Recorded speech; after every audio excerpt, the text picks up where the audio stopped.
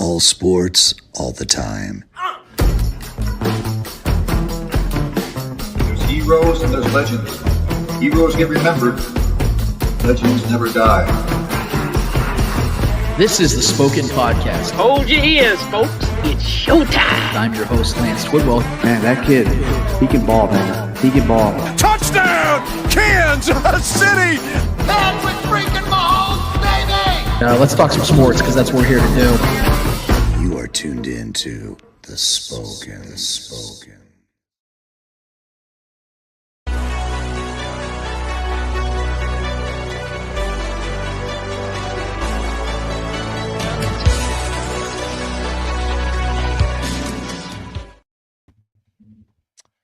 This is the Spoken Podcast. I'm your host, Lance Twidwell, here inside the Starcade Media Studios with my guy, Trevor Twidwell. Was good.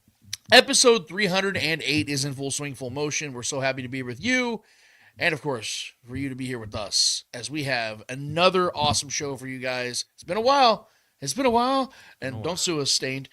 We are finally back. It has been a long 2 weeks. Trust me when I say we have missed you guys far more than you guys can ever miss us. If you even missed us at all, no, you guys maybe just went on with your lives, had yourself a nice couple Saturdays, and realized, oh yeah, Spoken Podcast is back. Yay! Well, we were on a hiatus. Hiatus. Yeah. Yes, the anus was high as we were enjoying a couple weeks, guys. Full disclosure, I had myself a little birthday celebration. I was out of town in Denver, had a little party here in Kansas City.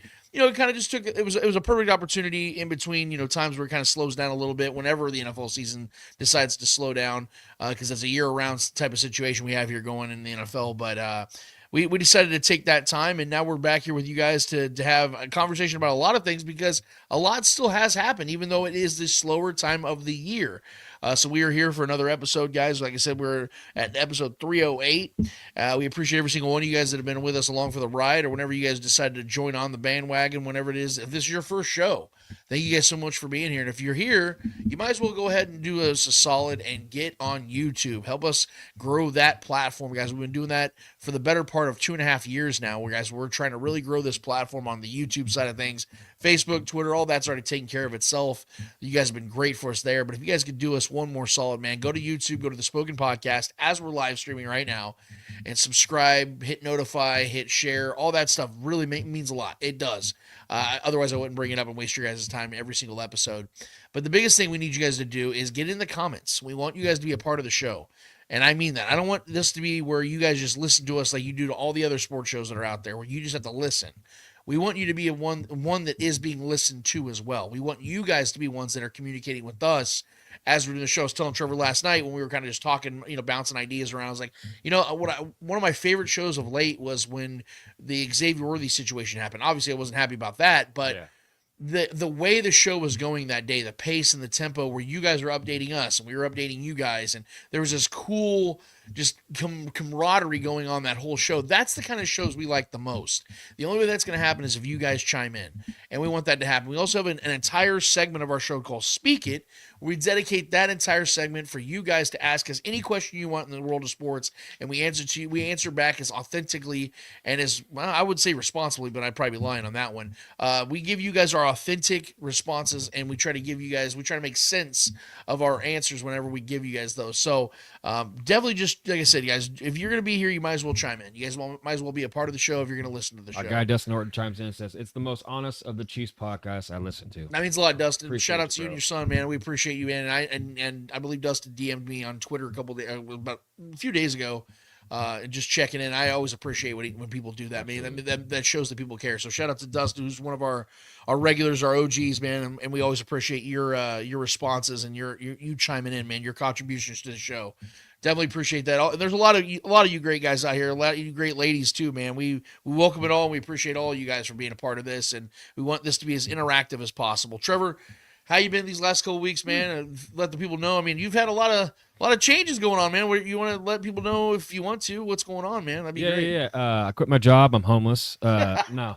Yeah, man. A lot of changes work-wise. Trying to start my own personal training business. Trying to get back into my roots of the things that I love since I was a kid, you know, so trying to get back into the fitness world. Anybody who follows me on socials, if you don't follow your boy, Trevor Twidwell on Instagram. Yeah, just working on a lot of personal branding stuff that I'm trying to pursue here. So yeah, man, just been taking a break from other things and focusing more on this. And yeah, man, just kind of trying to brand myself and do something. You know, I'm gonna be 36 in June. We getting old out here, so We are. I'm yeah, already man. there. Yeah. So yeah, just that's pretty much it. Just really been enjoying some family time with the kiddos a little bit more than I normally did with my previous employer. So yeah, just out here trying to, you know, start my own business, basically, long story short, in the fitness industry. So that's where I'm at. I'll keep you all posted as the progress progresses. But that's where I'm at right now, man. Yep, it's gonna be. I'm excited for Trev. For the record, I know it's a big risk, you know, for anybody to do things like that. But I think that it goes without saying that you got the ability to make this happen. So we're excited for him here. So if you guys, definitely give him a follow. If you guys have any health and wellness questions, you know, Trevor's the type of guy that you want to go to, because I can vouch for him when I say I've known him his whole life. This is something he's been very passionate about for many, many years. So definitely give him that a follow. He's also very passionate about sports, which is why he's here as well, guys. Good to be back. We have some good conversations to be had. And you know what, Trevor, I don't want to waste the people's time anymore. I have a couple things that I really need to get to, because I've had a couple weeks to really stew on it, and it's been updated since then. Without further ado, it is time for Lance Rants.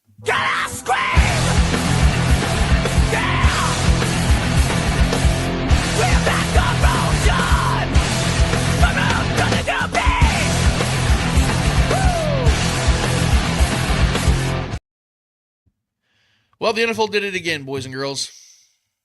They waited for the Chiefs to beat the Bills in a certain way to change a rule again. And yes, that is exactly what's going on.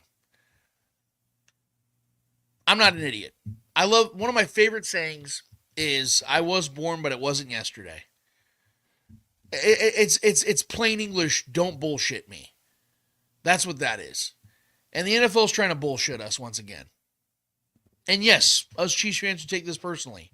And no, Bills fans shouldn't take this personally, because it isn't the Bills that are doing this. It's the NFL. When I've been tweeting about this, when I've been talking about this, Bills fans are coming at me, clamoring about me being upset about the Bills getting away with something. No, this has, honestly, of the three involved in this new rule change, the Bills are third. It's about what's going on with the Chiefs and what's going on with the NFL. And the NFL is getting tired of one team, I think, dominating the league, which is why I do find it so funny, Trevor, when people say, oh, the NFL's in it for the Chiefs and they're trying to fix things for the Chiefs, when literally, on a statistic side of things, that's incorrect. Yeah, Julia just chimed in and said the same thing. Tell me again, the league helps the Chiefs. Right. Yeah. Well, let's go ahead and put this on the screen then, Trevor. Let's not waste the people's time any longer. This is according to NFL on ESPN. This is according to when they had the league meetings, all the coaches, owners, everybody got together. Breaking. The method of measuring first downs in the NFL will switch from chain gangs to camera-based technology in 2025, the league announced. The traditional chain crew will remain on the sidelines in a secondary capacity. Let me first say that I am 100% in support of this. I'm a very progressive person. I believe that we should use technology for the betterment of life and, to a very more microscopic instance, sports. The integrity of the game. I 100% back the NFL for trying to make their sport more clean and more correct, getting the calls correct. I'm in full support of that. But I'm supposed to sit here and believe that this is just a coincidence, that the Chiefs beat the Bills in the playoffs, and there's a controversial play where Josh Allen did not clear the pylon or the first down marker, and Bills fans and everybody else is pissed off saying the league is rigging and fixing for the Chiefs, and now the NFL, out of the blue, is deciding to now make this move. Why did it take this long? Why is the NFL deciding to, instead of being progressive, being reactionary? Why are they doing this now?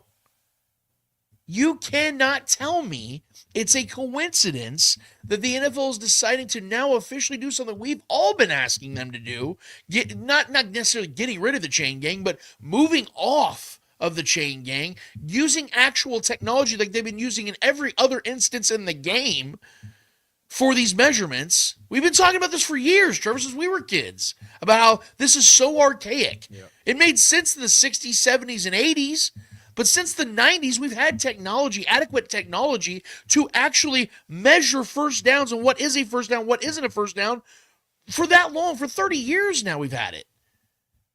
Why now? You cannot tell me, guys, it's a coincidence that the Chiefs beat the Bills again in the playoffs, and there's a controversial call that has to do with measurements, and now the NFL's doing this.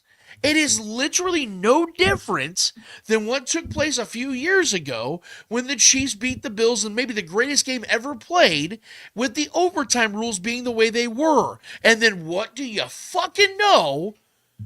The rules changed that offseason. How coincidental.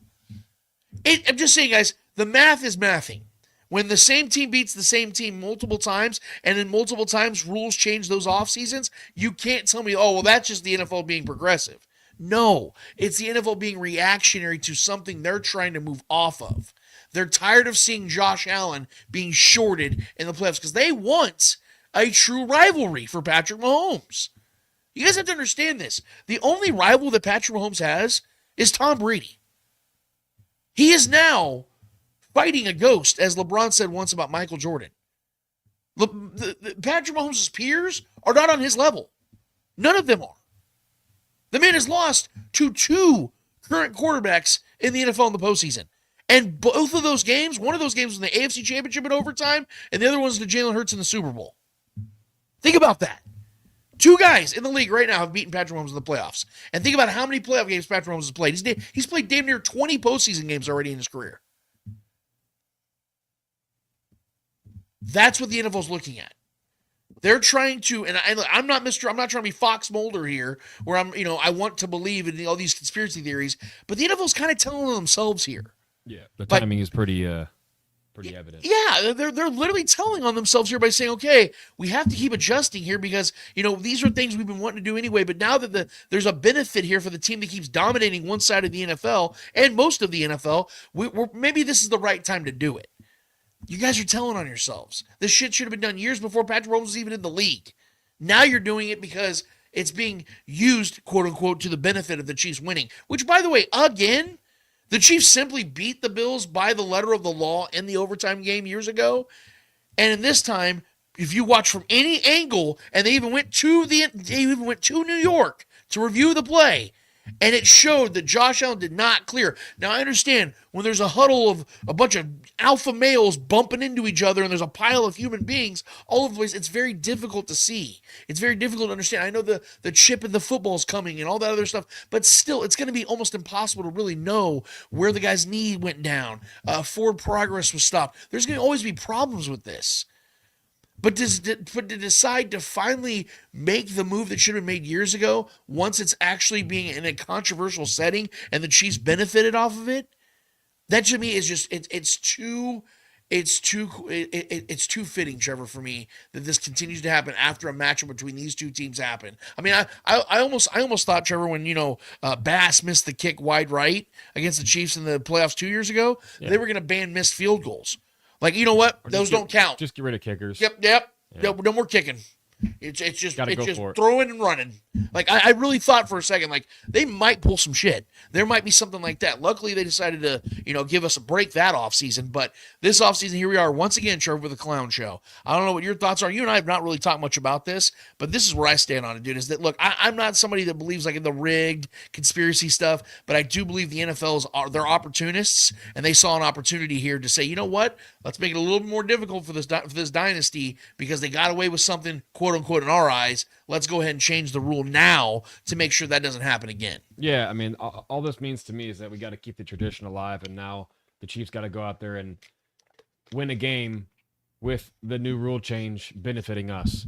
Because this is what's happened every time they try to change the rules. It's backfired on the league. The Chiefs end up winning, a massive game in the playoffs, utilizing that new rule change and to our benefit, to our favor. So they keep trying to change things to affect us or after the fact, but the Chiefs just continue to find ways to win with the new adjustments. So hopefully we just keep that trend alive, and I'm waiting for that opportunity possibly this coming season. But no, Julia Goulet brings up a good point. when Patrick didn't get the ball in overtime against Brady, the league denied our request for a rule change. Guess when it did change? Exactly. That's kind of my point too. Like, and if to feed into your narrative too about the league just seemingly working against the Chiefs, because when the Chiefs, had grievances and issues with certain rules and the way things are and archaic ways of the league, right? We were denied those. But as soon as anybody else that was a victim of the Patrick Mahomes train, then we'll be able to, get in there and identify these things as an actual issue now. And it's just, so I think that's the point I was gonna say. With Julia Gulio kind of stole my thunder with that for sure. Because I agree with that. Like we were denied when we tried to make a grievance. We tried to bring it forward to the board of the NFL front office. But listen, man, this is at this point, this is nothing new. This is a trend that just continues to be alive seemingly every offseason now when the Chiefs find ways to win games like this. Man, I don't have much else to add to what you said, honestly, but it's just comedy for me at this point, bro. Like, this is just something that's to be expected. And honestly, like you said, this rule change should have been something that took place a long time ago. I mean, how many times have we been griping about, replays, and like obviously it looks like it's one way, but they continue to hold up the call that we feel was incorrect.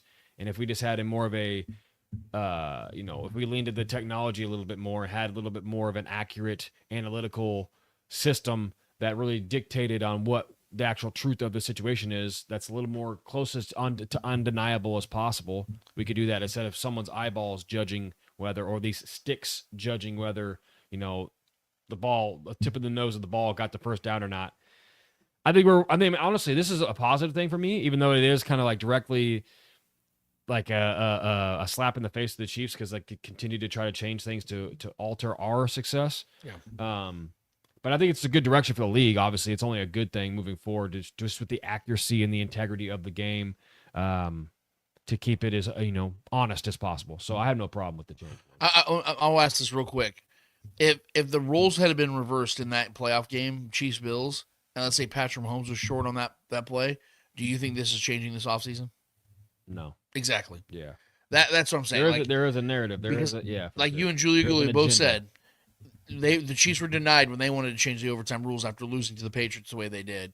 And then 3 years later, they beat the Bills that same way, and then it's changed. Like there's a trend that is there. And again, I don't want to be Mr. Tinfoil Hat guy. I'm just simply speaking the facts here. That's literally how it's gone. Yeah. No. And so I have a tough time believing had Josh Allen finally surmounted Patrick Mahomes in the playoffs and beat him, and that play happened the way it did, and Chiefs fans are bitching like that, and Chiefs fans are saying that they need to change the rules and things like that. The NFL's not changing it this offseason. Yeah. I truly do not believe that. I'd be shocked if they change that rule, because they also know the backfire. Oh, well, of course you guys do it for the Chiefs. This is the kind of the sophomoric games we're playing now. With this whole thing about the fixing of the games for the Chiefs. Even again, guys, if they're doing that for the Chiefs, maybe the penalties would start leaning more in the Chiefs' favor, not so significantly against them. That doesn't really make sense for a league to try to fix games for a team when they're so against them and holding penalties and things of that nature. Well, and they don't want another Patriots situation on their hands, because remember how long that 2 decades was where it was this constant. As great as Tom Brady was and as beloved as they were to a degree by their fans for the most part, there was so much controversy around them. Granted, valid and warranted on that whole situation, but I don't think the league wants another situation like that with the fan bases, the opposing fan bases, like creating these new narratives that the league's in on it with. So if anything, this is like the league saying, listen, we're really not in on the Chiefs. We're not helping them. So much so, we'll do this. They just continue to find ways to defeat the odds or trying to stack against them. Right. It's like, fuck, we don't know what else to do. So, yeah, I think it definitely feels intentional from the league, because it feels like they're pressured from fans. Because more than anything, more than any time ever, fans have a bigger voice than ever, man. So with social media, like trends and things like that, like communities online that could really cause issues for professional sports, which is pretty crazy to say, but I think there is some pressure from like the opposing fan bases that have been bitching about Chiefs favoritism.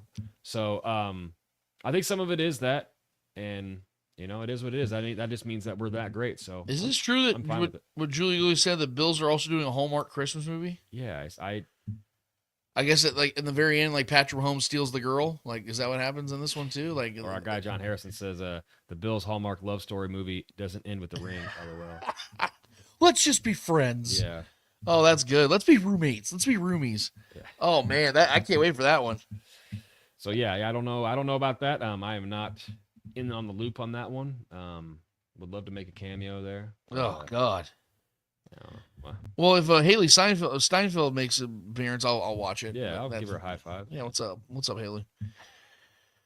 Anyway, well, you know what, guys? There's other things going on. There's positive things too. I don't know if you guys heard, but the Chiefs decided to bring back, I would say, a very underrated piece to the Chiefs winning in the Super Bowl 2 years ago. That is one Mike Edwards, a guy that plays the safety position of Chiefs. I know the Chiefs have kind of had a revolving door at safety when it comes to veterans over the last 6 years or so. You had Tyrann Mathieu for 3 years, then they brought immediately into Justin Reed for 3 years, and now Mike Edwards, I don't think is that same guy that you would compare to those two, because those guys were the ones that were like that general on the field, a lot more talented type of player. But Mike Edwards is the guy that played a very pivotal role in the backfield and helping that defense be as elite as it was. Mike Edwards was, like I said, a very underrated asset in that defense, and he made some very big plays. And I like him being back. Maybe he won't be the same player he was 2 years ago. We know the NFL players age quickly. But just knowing how comfortable he was in this defense and knowing how comfortable the defense is with him, knowing that this defense is about to get a lot younger, and we'll talk about that in a second, I only see this being a positive. There's no negative at it, and I don't remember the contract structure per se, but I know that it was a low market deal. No risk at all, 1 year deal for Mike Edwards. To me, this is a common sense move. When you lose a Justin Reed, when you have the injury concerns of Brian Cook, Jaden Hicks is going to take a step up, but he's still a young player. You want to have that depth and certainty around those types of guys, that leadership quality that Mike Edwards also possesses. Yep. This is, to me, a move. I always say it when I mean it on Twitter. I said the Chiefs got better today. The Chiefs got better with this move. They're a better team. Now, it's not like an extrapolating, humongous move that, now they're for sure going to win the Super Bowl. But this is a move that says it puts them in the right direction. It moves them in the right position to get back to where they were as a defense. And not that their defense really struggled at all last year. They're a good defense. In fact, they were the only thing good on the football field in the Super Bowl. But when you lose players, there's turnover and there's things like that, you have to be able to go and get guys that either you're comfortable with from previous years or guys that you think that are going to be that guy moving forward. I think Mike Edwards is actually both. I didn't know what your thoughts were on this move, Trevor. It kind of flew under the radar, but I was actually pretty excited about this. Yeah, Julia Gulli, just to get her comment in here real quick. Yeah. Julia Gulli, she said, bringing in Edwards rounds out the safety room after Reed's departure. I'm really excited about Hicks. Yeah. So I agree with that, and I think Hicks, is the guy that we're all kind of excited about moving forward as the young buck of the room, a guy that we've seen kind of being teased a little bit, like what he's actually capable of. But this bringing him back is Mike Edwards back is I love it. I think after losing Reed, so bringing another savvy veteran that's knows the team, knows the scheme, knows Spags well, and has won and has had success with this team already. I think that's a massive thing, honestly. So, yeah. Give me a minute. Yeah. But yeah, man, I think this is a great savvy veteran to bring back. Guys like Mike Pennell and things like that. Guys like that only make this locker room better. Man. Yeah, that's what I'm saying. Like Mike Edwards might not be the guy that's coming out there now. That's going to be the premier, the safety. I don't think that's ever what he's actually been in his career.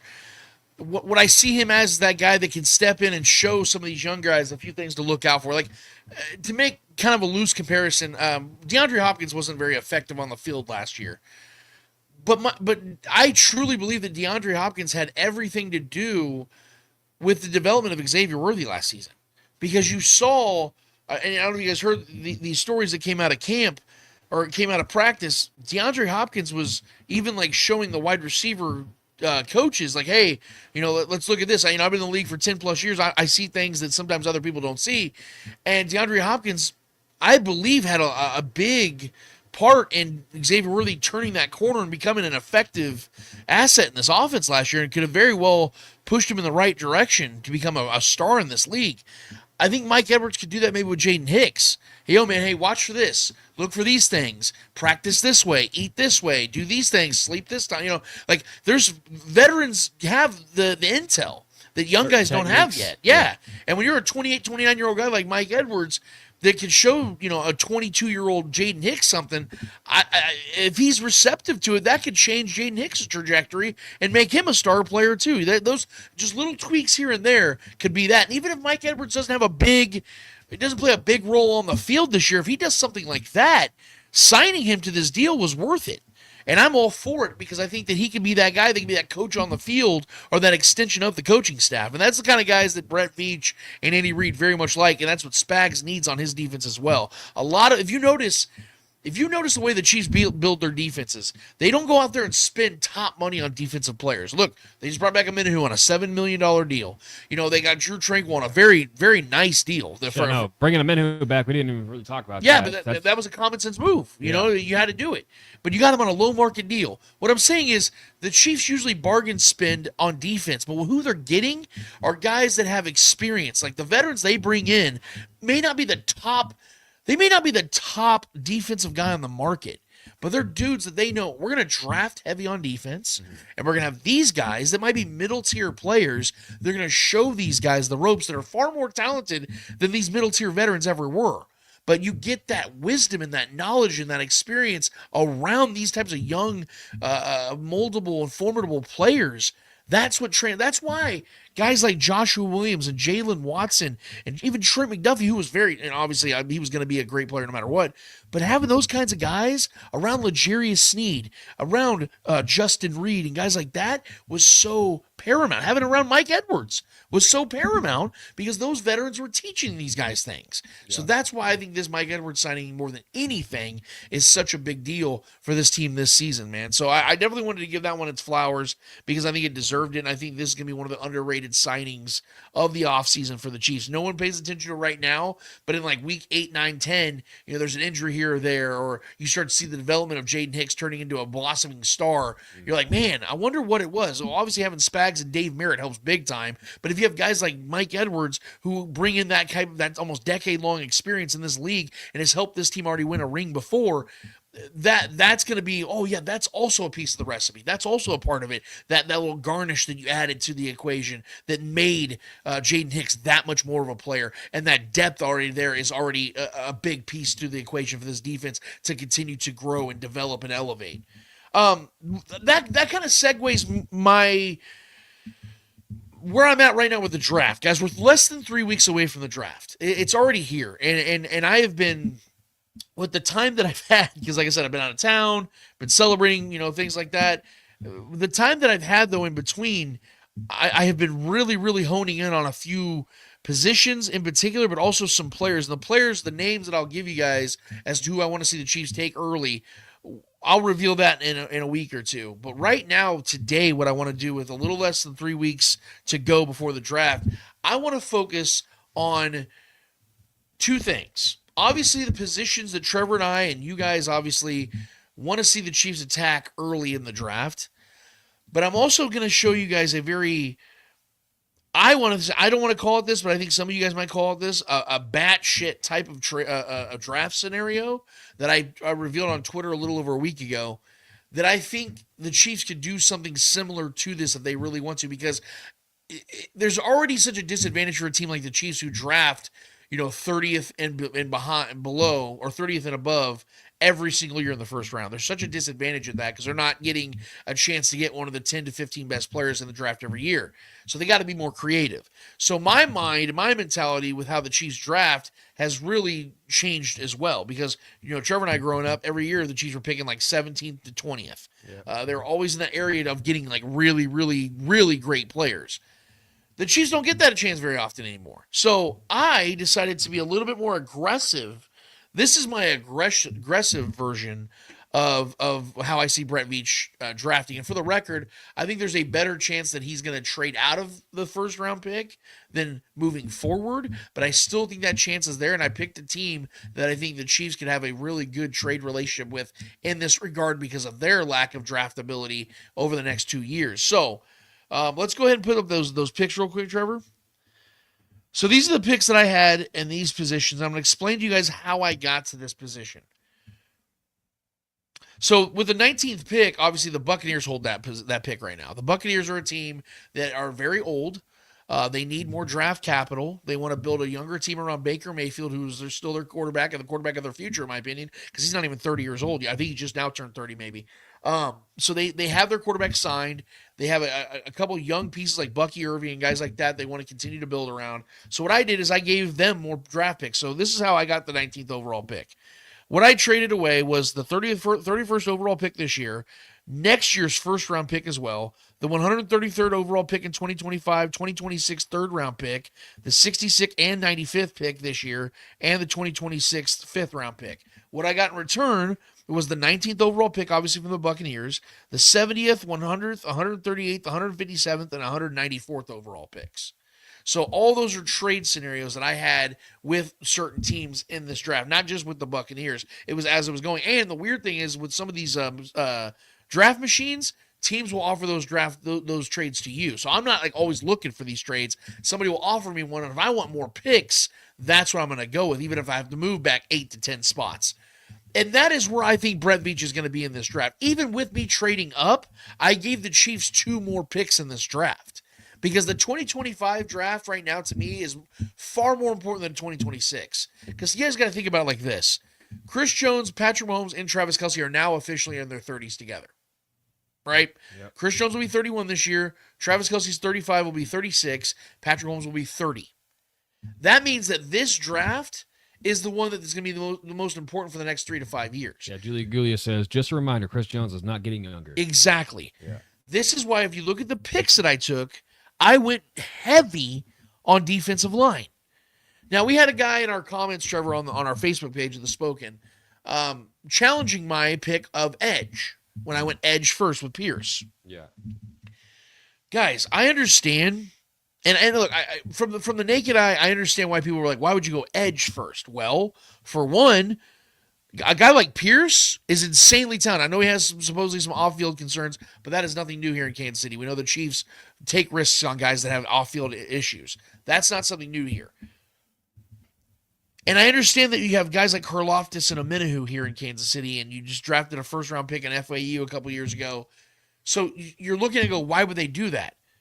Do you guys know how many sacks the edge defensive ends as a total had last year for the Chiefs? Not enough. 15 in 17 games. Now, yes, Omenihu missed time, but that's kind of my point, is that as much as we like Chucky around here, as much as we love old Charles Omenihu, the man has missed 18 games in 2 years with the Chiefs. We can't trust that he's going to stay healthy. If we knew that Charles Omenihu was going to play all 17 games or 15 games, we're not drafting edge. I'm not even suggesting it.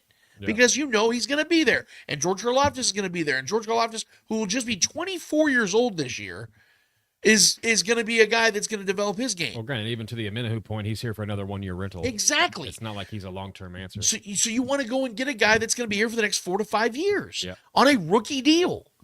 So that is why. And let's be real. This draft class has some studs at edge. So even if it isn't Pierce Jr., that's not even my first pick. But he was available at 19. I wanted to get that guy. He's big, he's strong, he's physical, got long arms, freakish athlete. That's what Spags likes on the outside. So that is why I did what I did. But look what else I also did. Defensive tackle. I went defensive tackle 1, 2, 3, 4, 3 different times in this draft. I love it. Because of the fact, like Julia just said, Chris Jones is not getting younger. And I don't know about you guys, but I would like it if just for one time in Chris Jones' career, he had a guy next to him that was actually like top tier. Because he always has like average, good players. You know, we like Turk and we like Derek Nottie. We like guys like that. Mike Pinnell. Those are good guys. They're good players. They're not great players.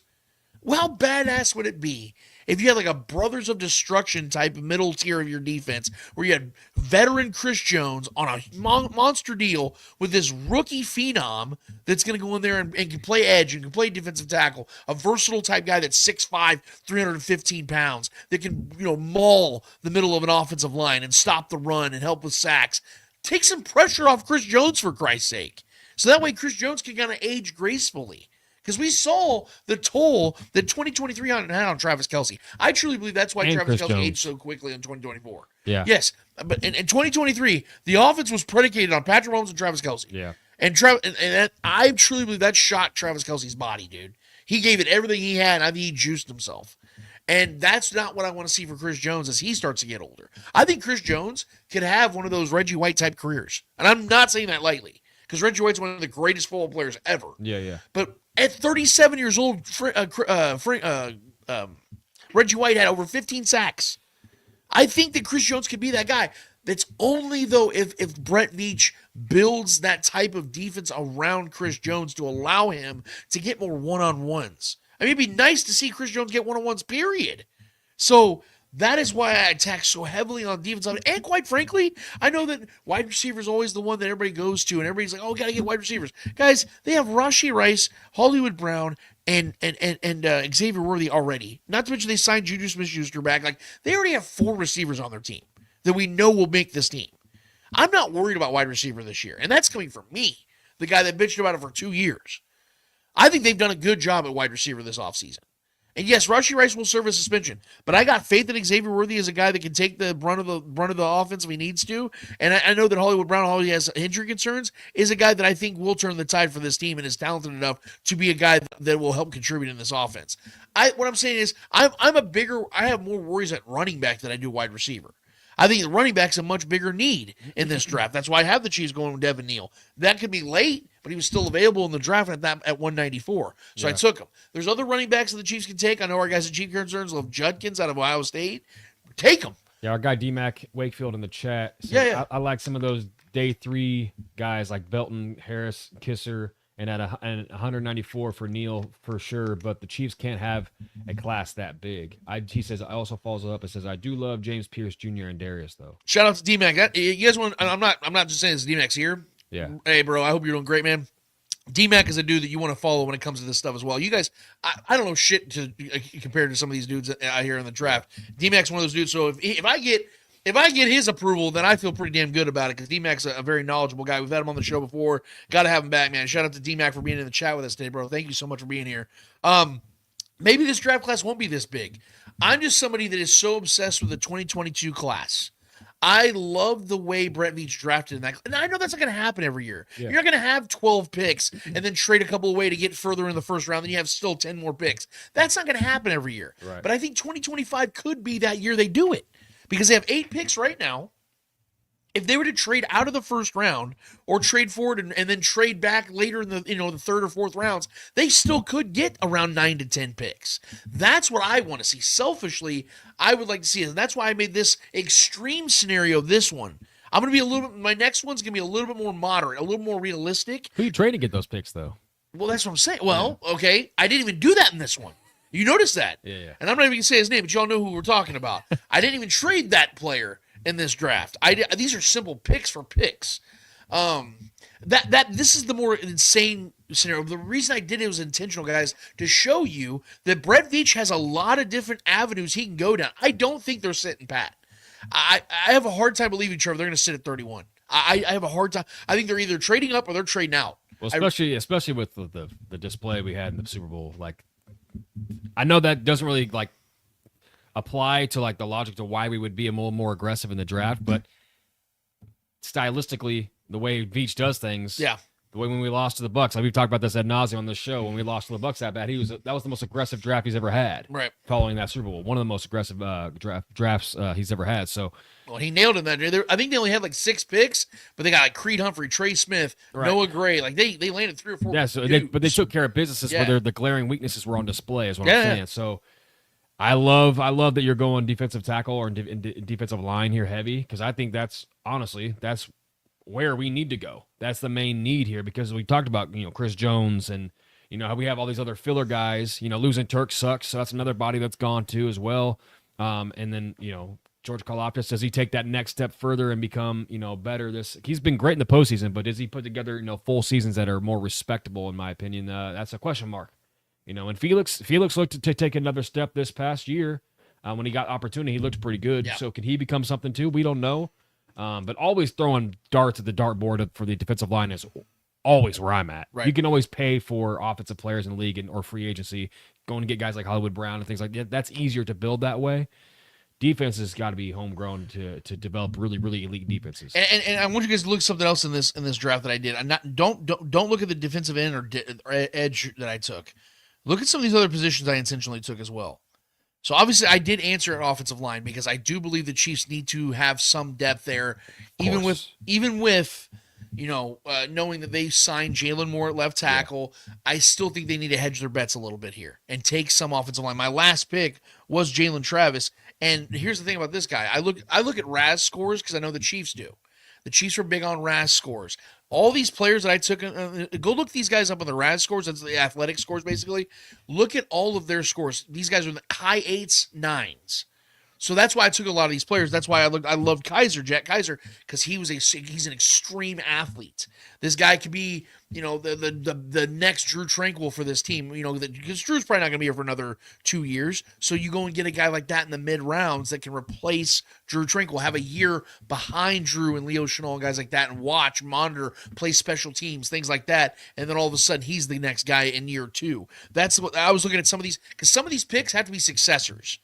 Some of these guys may not play an immediate role. Or some day ones. I mean, yeah. Like Devin Neal, I think would be a day one player for this team. Yeah, I agree. I know, guys, he's from Kansas. Trust me, I get it. I know it's biased, but listen to why I'm saying that, because I've watched Devin Neal's entire career. Yeah.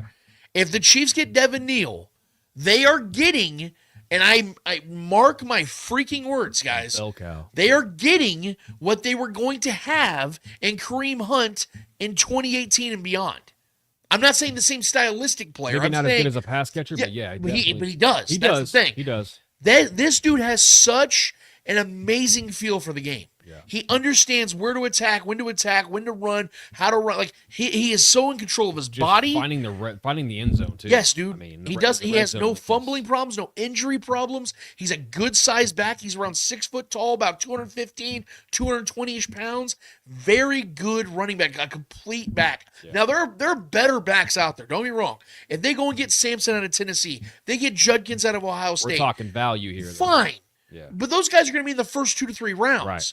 If the Chiefs do want to go running back in those, fine. I'm good with it. No. But if they want to say, no, let's get edge rush, let's get defensive tackle, let's pound defense, and then we'll see in rounds 3, 4, and 5 where the running back position is, I'm good with that too, because I think they can find that diamond in the rough. And I think Devin the Diamond Neal is what I'm going to start calling him, because I think he's that diamond in the rough, dude. And if the Chiefs go and land, and you know they've paid attention because he's a local kid, you know they've paid attention. They can find him in the 4th, 5th round. I think that's the ideal spot to go and get a running back and be a difference maker, because we know you can find difference makers at running back everywhere in the draft. And one other thing I want to say about this real quick, Trevor, is you've noticed I went cornerback twice. Yeah. This is where I'm bringing it up. Yeah. Even if the Chiefs, that's what I was waiting on. Yeah. Even if the Chiefs don't trade Trent McDuffie this year, which is starting to look like it's not probably going to happen, right? Which was what I suggested. Look at everything the Chiefs have done this offseason. Yeah. They've spent money at cornerback now for the first time ever, and there are a plethora of really good corners in this draft. Some breadcrumbs. And here's the thing. Yeah. Trent McDuffie, he's eligible for his contract extension right now. He'd be cheaper right now, especially if he goes out and has another big if he has another all-pro season, whether he's playing in the slot or not, that man is going to make $100 million. Automatically. No matter who's signing Trent McDuffie. He's making $100 million. Do we see that happening here in Kansas City? No, I will answer that for you. Trent McDuffie's not making that money here in Kansas City, guys. He's not, especially if he goes to slot. And I'll explain why. Because that's not a number one corner.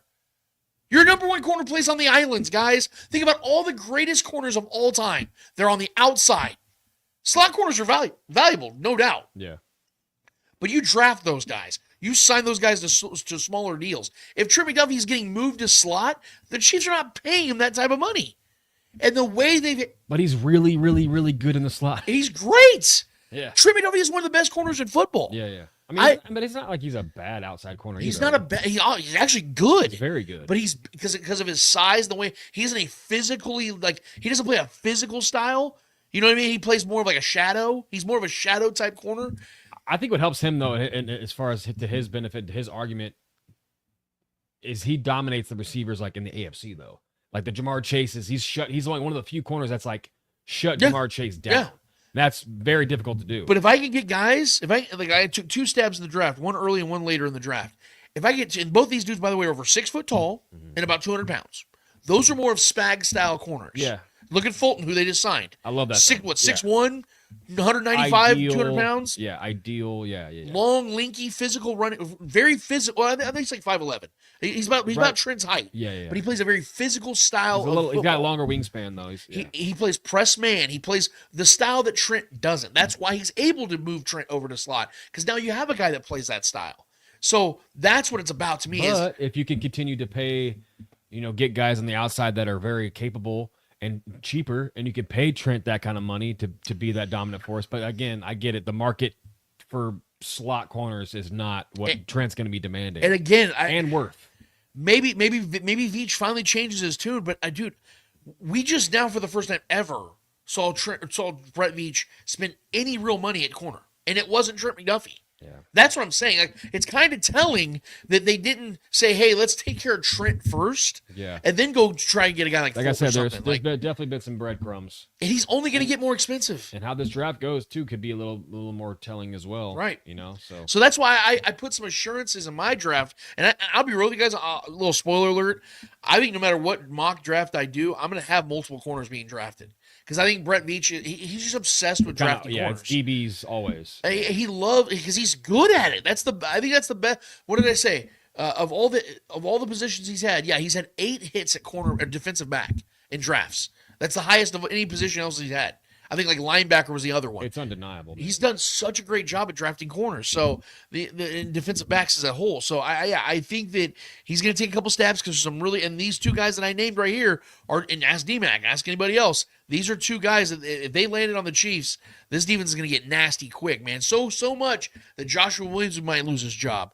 Jalen Watson could lose his, and Jalen Watson's awesome. Yeah, but one of these 2 guys could replace him as well. Like, that's how good these guys are. And I think this is a defensive, and it's perfect for the Chiefs, like I said, to get more draft picks in this type of draft, because there's guys on the defensive side that they go and stockpile and go and add and make a much younger, cheaper defense around Chris Jones, Nick Bolton, who's now making real money, people like that, man, and let Jaden Hicks continue to grow in the backfield. I think this is a great opportunity. I don't know if anybody's saying anything in response to this draft class, or if they have any takes on the draft. Like, I want to hear from everybody else as far as what they want to see the Chiefs do, how they want to see the Chiefs attack, because like I said, I'll make another mock for next week's show, and it'll be a little bit more moderate. Hell, I'll probably just trade back out of the first round and show you guys what I can see happening in that regard. But I would love to hear from the people. I'd love to hear from you guys how you see it going, what positions of need you want to see, because right now, Trevor, I'll just list it off real quick.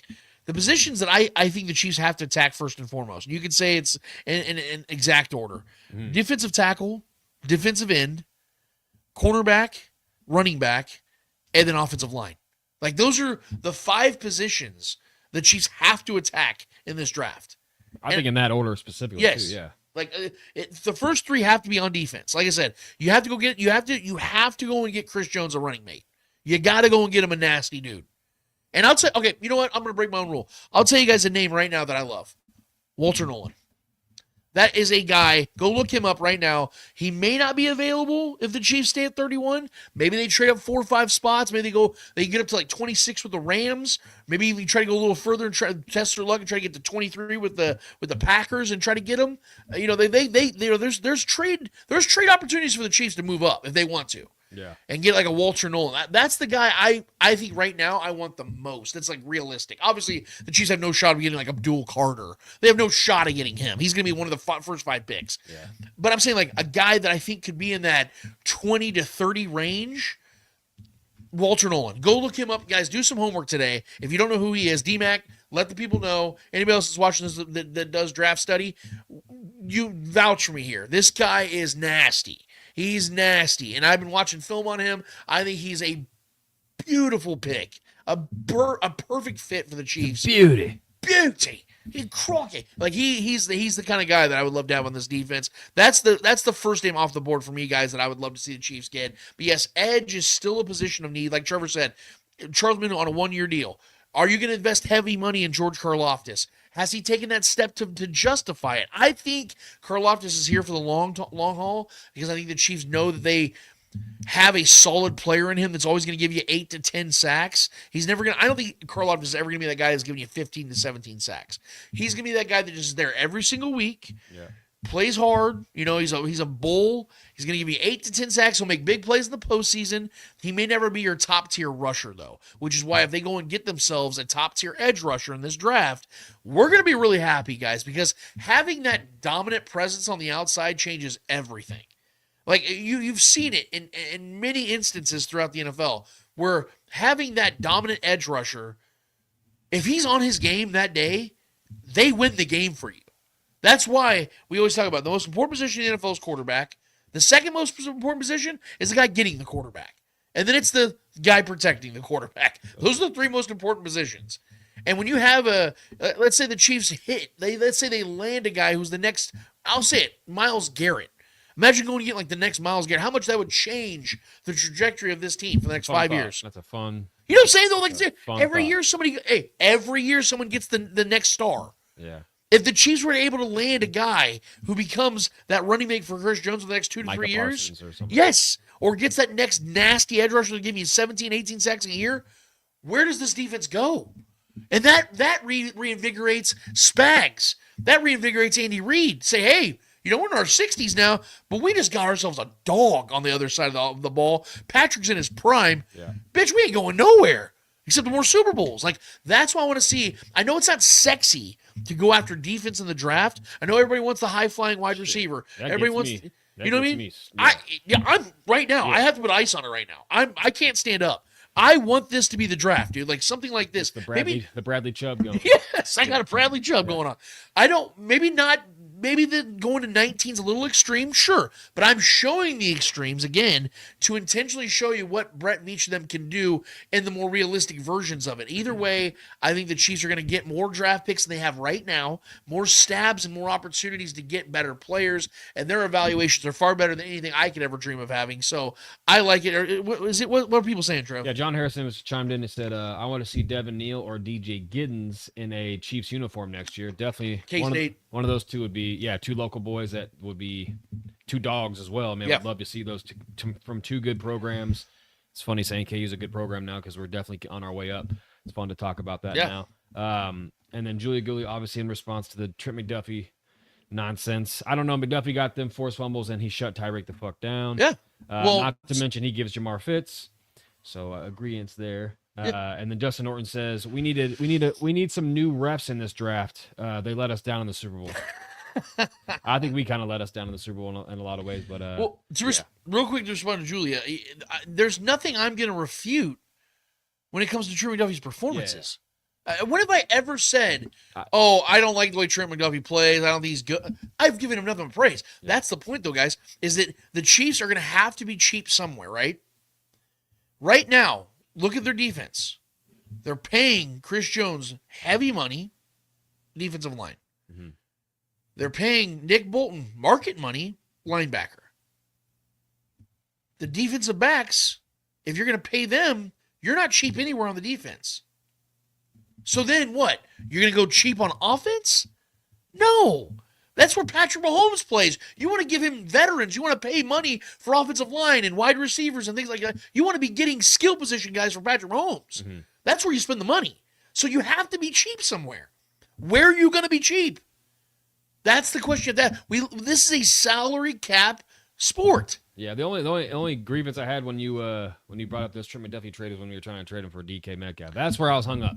But if you want to trade him at the right time for a plethora of picks, I wouldn't do that trade now. Yeah, because I think the Chiefs are finding a wide receiver. I just always this was 2 years ago. Was better his position. But that was a while back when the Chiefs were hurting for wide receiver. I was like, oh God, please give me DK Metcalf. I just didn't want it to come to the detriment of one of the best, if not the best, corner in football. So. I wouldn't make that trade now, obviously. But no, I think that.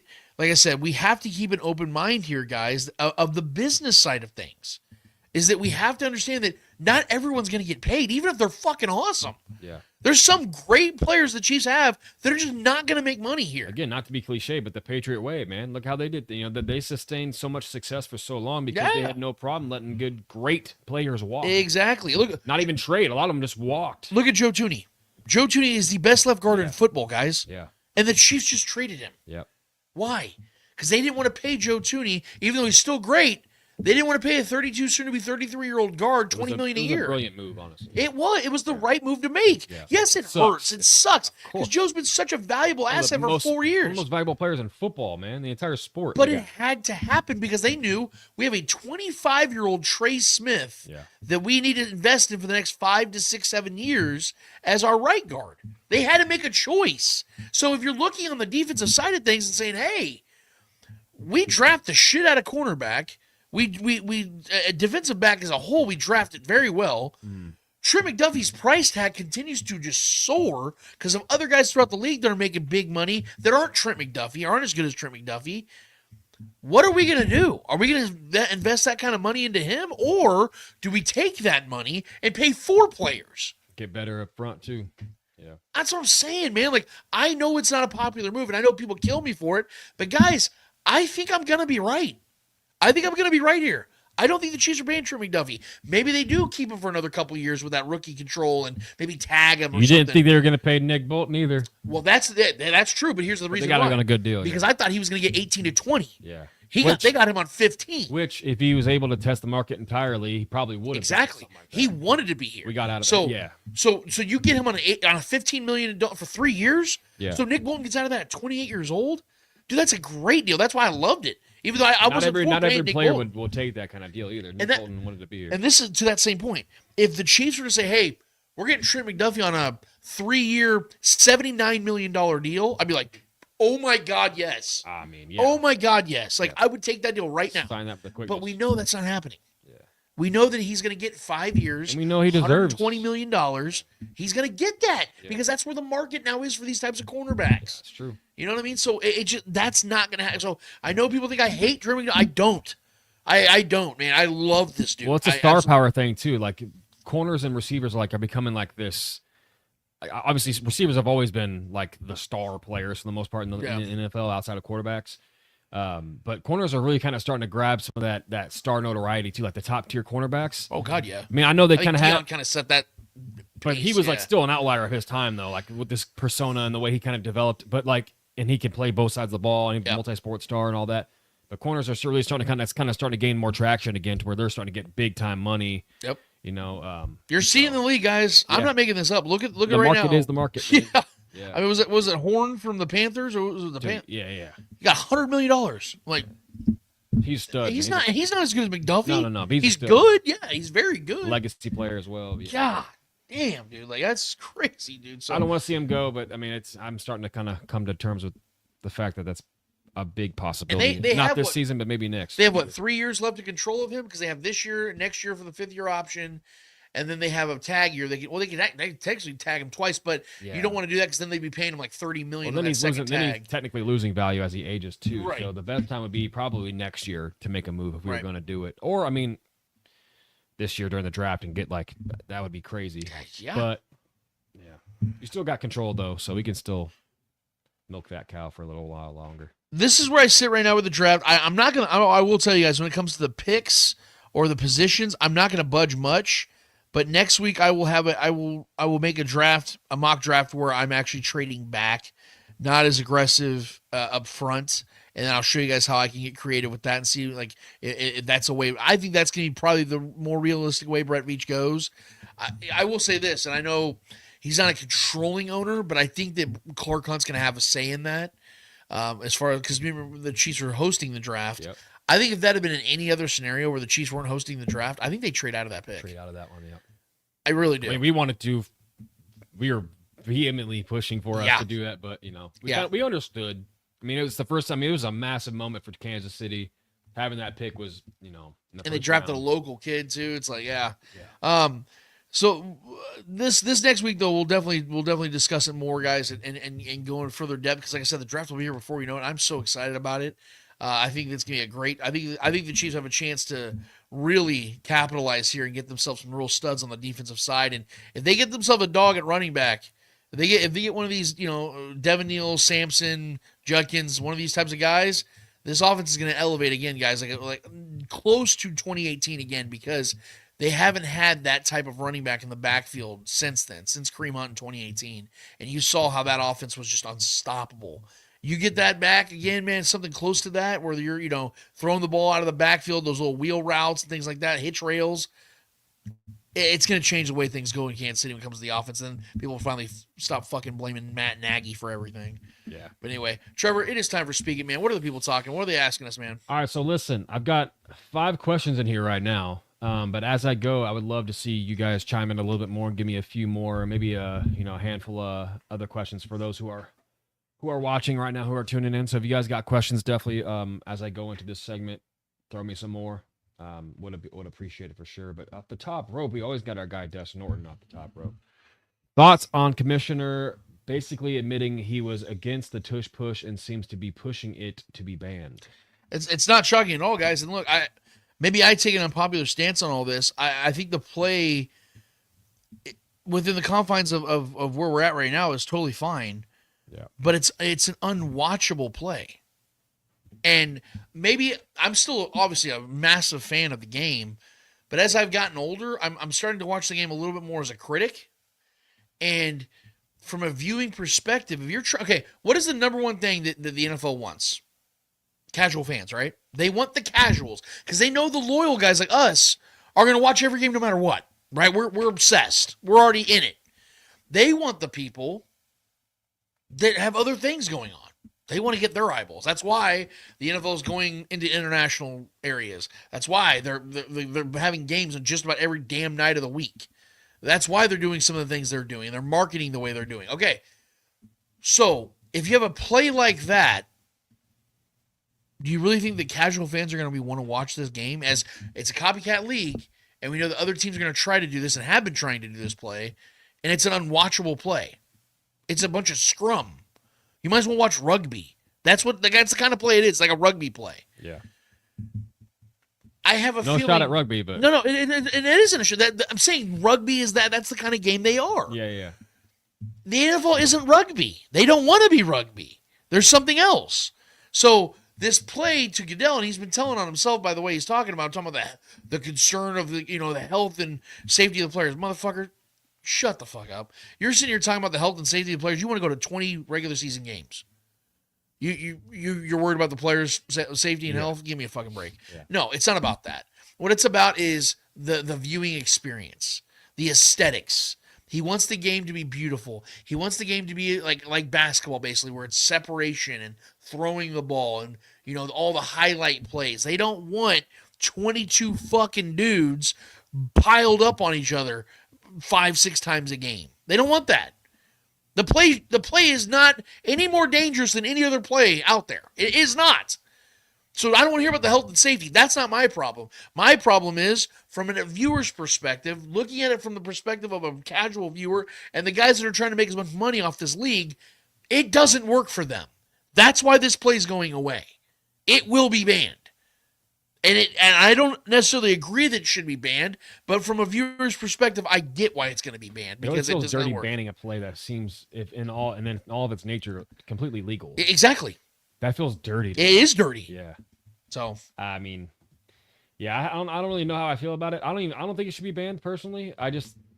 It's up to defenses and other teams strategically to figure out a way to stop it. Granted, it looks like a very unstoppable play, especially if you just need a half a yard. Like, good luck, because it seems to be it's like a 90% success rate on that thing. So for the Eagles, yeah. That's what I'm saying too. Like the Eagles have perfected a play, and not everybody else has been able to do it at that high of a rate. You know what I mean? So kudos to them. Yep. And Jalen Hurts being a strong bastard that he is. And I want to say something real quick, not to interrupt you. Yeah. But I keep hearing people say this stupid shit like Bart Scott, who's always wrong every time he's on television. He's awful, bro. He's so bad. And I felt bad for Tim Hasselbeck because he was trying to be so patient with Bart the other day. But I heard people say, well, how is it that offensive players are allowed to push their player forward, but defensive players aren't? Yes, they are. Yeah. In the rule book, it clearly states that defensive players are allowed to push their teammates forward. Guys, the only time it's not allowed is on special teams. You can't do that on special teams. That's the only time you're not allowed to do it. The reason why, and people say, well, why don't defenders do it?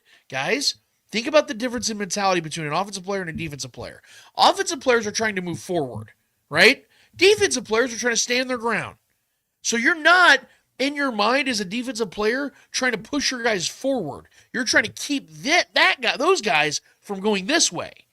So it's a different mentality. So defensive players instinctually aren't trying to push their defensive tackles forward. That's not where their mind goes. Yeah. Their mind is to stop the play at the point of attack. So that's why, guys, it doesn't happen very often. It's a different mentality from one side of the ball to the other. That's why that happens. So we got to clear that up, dude. Defensive players are allowed to push just like offensive players are. It's no different. It's just on special teams you're not allowed to. So hopefully Bart Scott finally got that through his thick-ass cranium, dude. Yeah, Fart Scott. Yeah, dude. Justin Norton, speak it. So get with the offseason. I know we always put Chiefs over everyone, but which team based on offseason is the biggest threat? It's hard to say right now, man. I'm not trying to get out of the question or out of answering your question. It's April. Yeah. I think the draft is going to be the one that tells me the most because I'll be real with you. Free agent signings don't really scare me much because very rarely do you have a free agent signing that is like the 2007 Patriots getting Randy Moss. You know, that was like one you're like, oh, fuck. You know, like when that happened, you're like, it's okay. They're probably going to go to the Super Bowl. I'm going to be honest with you, though. I think if I had to take a stab at it, there's nobody in the AFC, though, that I saw this offseason so far that did something that really scared me. I will say that the NFC side of things, the Commanders, the Bears, what they're doing, those two teams in particular, I am such a fan of.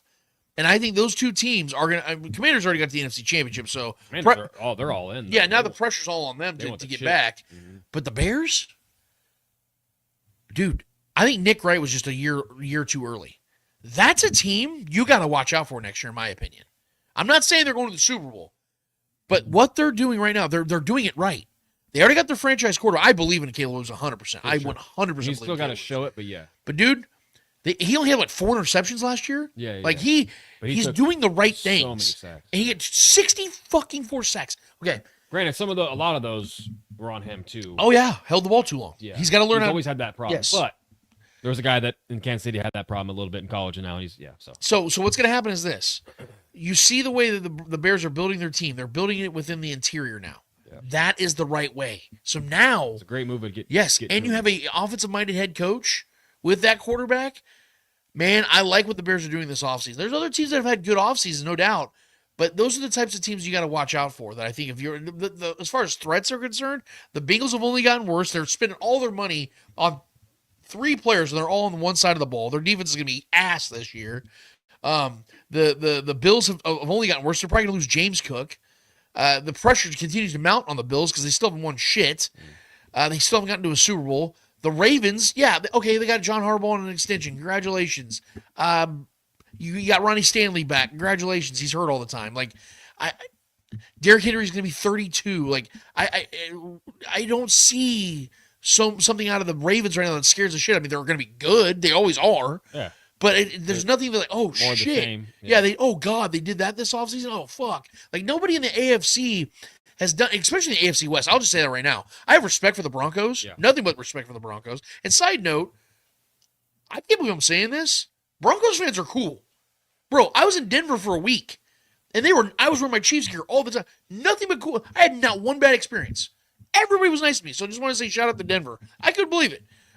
Second time I've ever been to Denver. Weed tends to have that. So, you're not lying about whenever he's token up, like, hey, man, Patrick Mahomes, man, he's a good player, man. Respect. That's exactly how they were saying it, too. Hell yeah. We're on our birds.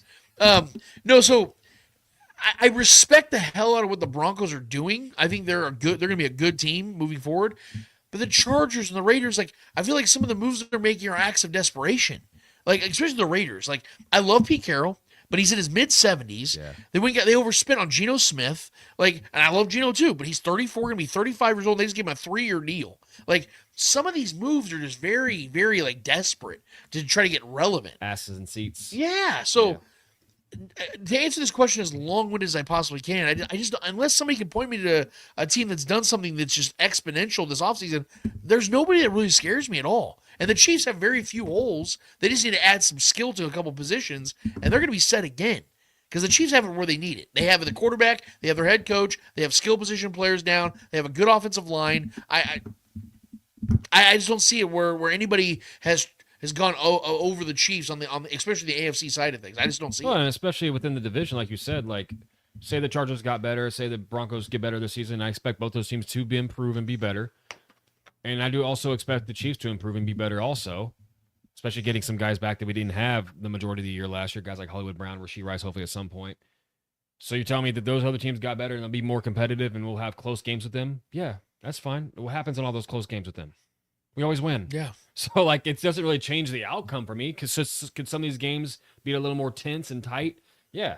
But, I mean, the track record we have of all these games, the tense and tight games, we are the ones that end up being the victor in all those situations, right? So, as right now, I mean, there's no true threat in my personal opinion, bro. Like, outside of, like, teams are doing some things over the NFC side. The teams you named, obviously, the Commanders making a lot of moves and trying to be a championship caliber team, which that they damn no were just last year.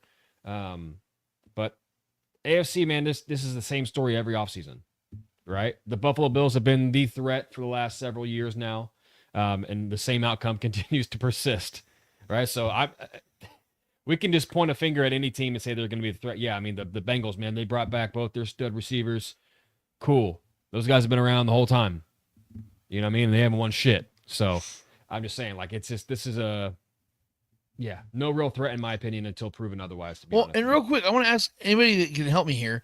What I keep hearing all like Colin Cowherd picked the Chargers to win the AFC West every fucking year. Somebody picks the Chargers, dude. What have they done this offseason that has elevated them? I mean, have they found a quarterback that can win in big games?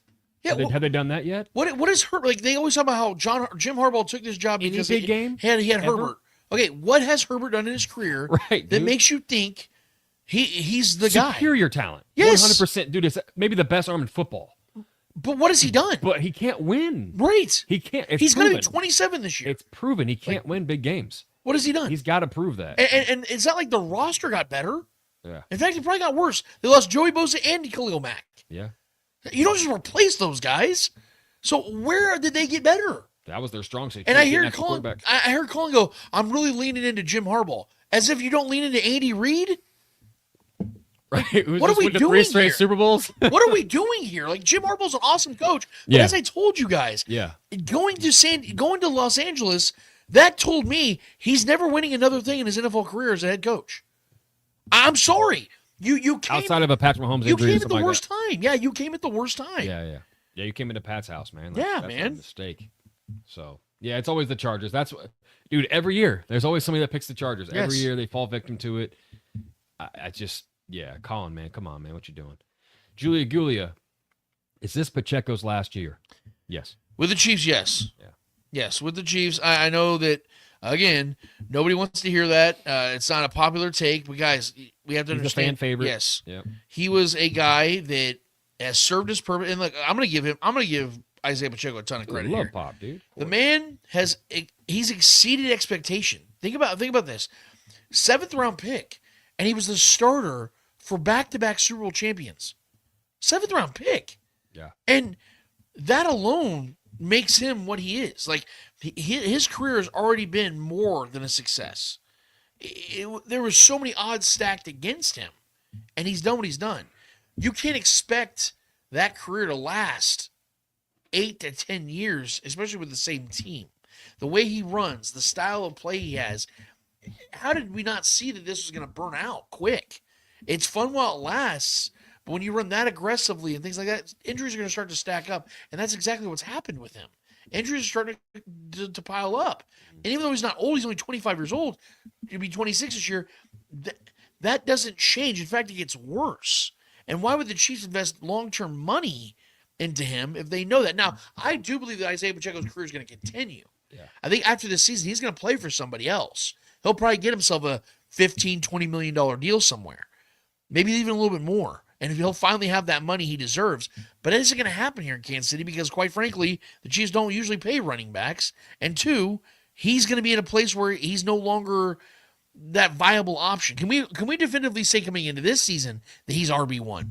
Yeah. We don't know that because Kareem Hunt was the better player last year based on health and availability, and he was on his couch 2 weeks into the season. Yeah. So, this will be the last year that Isaiah Pacheco wears a Chiefs jersey. To follow up our last comment about the Chargers being a threat in Collins' pick there, Micah Hayes says, Cowherd said, our O-line just got worse. Our O-line got worse, and we're aging out at key positions. Kelsey and Chris Jones are the only key players over 30. Shut the fuck up. I want to know who the Chargers' key players are. Exactly. Who are their our key players are over 30 and they're 2 Hall of Fame players? Oh shit.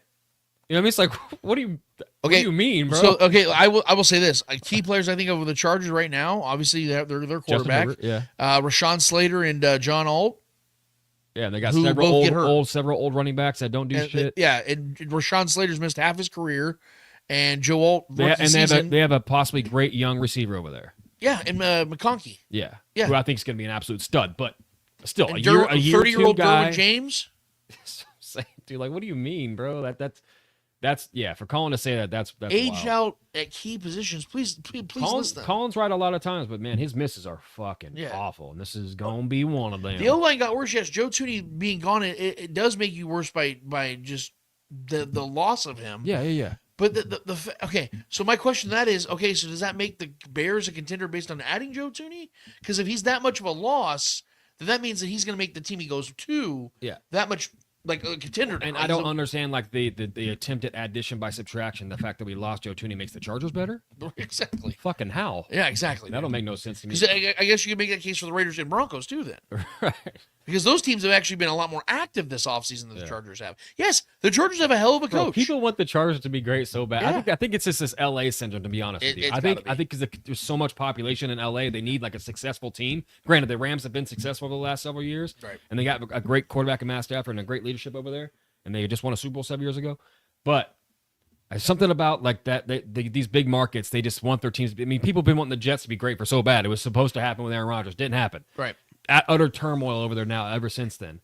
So I just think that this is like a big market problem. They always want these big market teams to be great. Right. And the Chargers have never been a great team, like throughout the majority of their entire existence. And this is like, people think that this is like their due moment. And it's just like, bro, can we just every year, every offseason, stop it.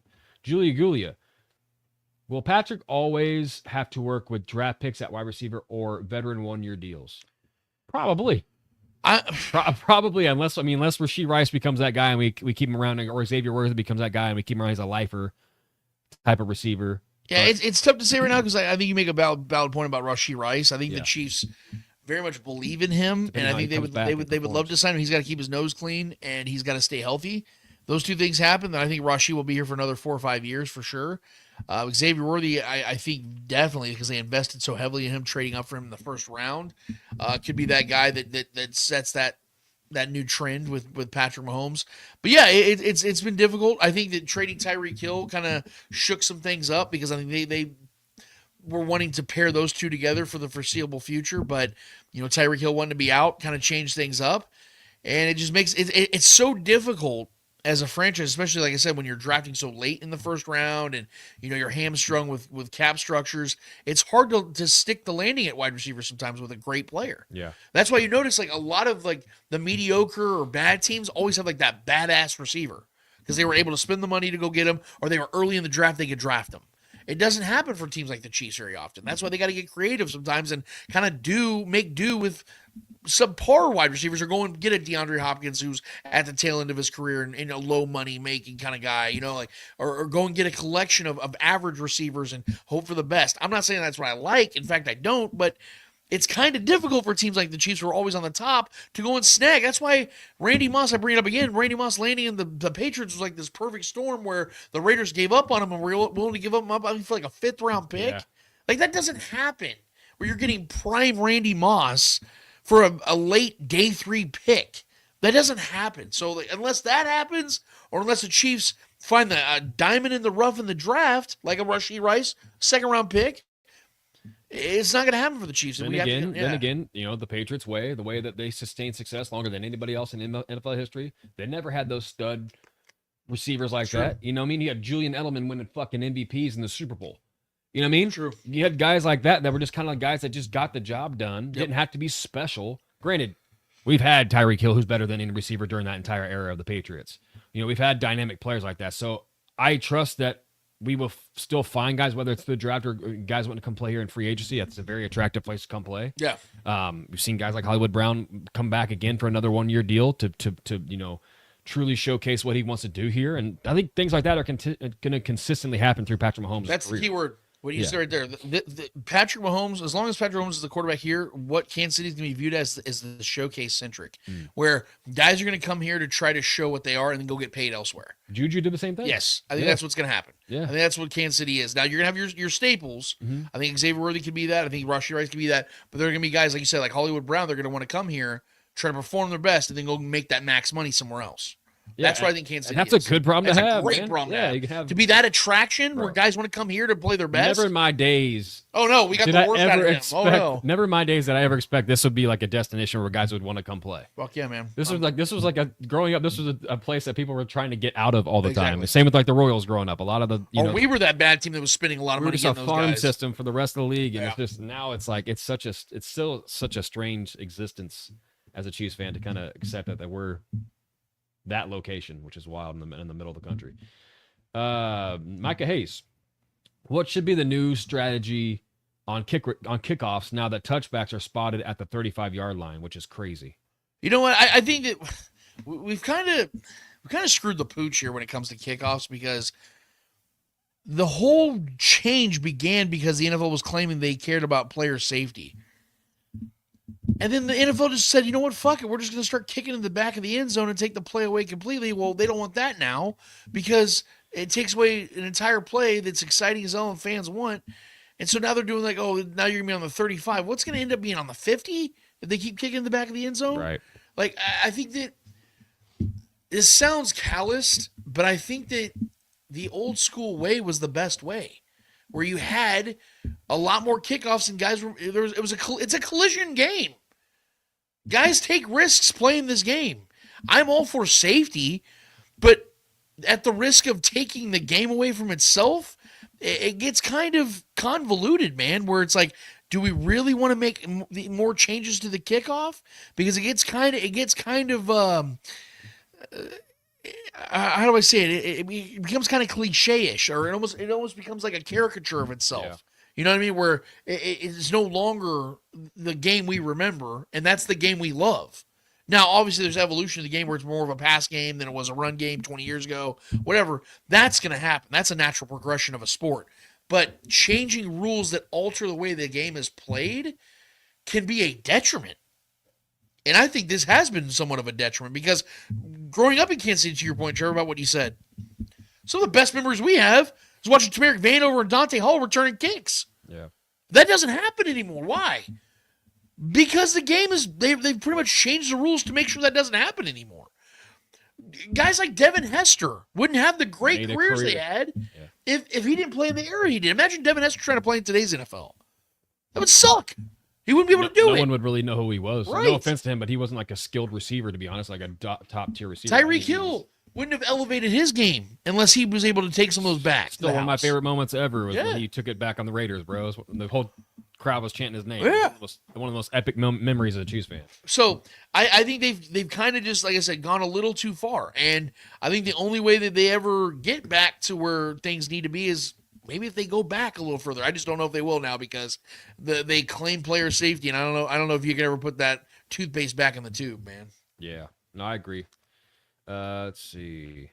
Dustin Orton, random question, but are y'all in the same place or connecting from different locations? I'm actually in prison. Trevor's in San Quentin. Yeah. I'm in Lawpok. I'm on Guantanamo Bay over here.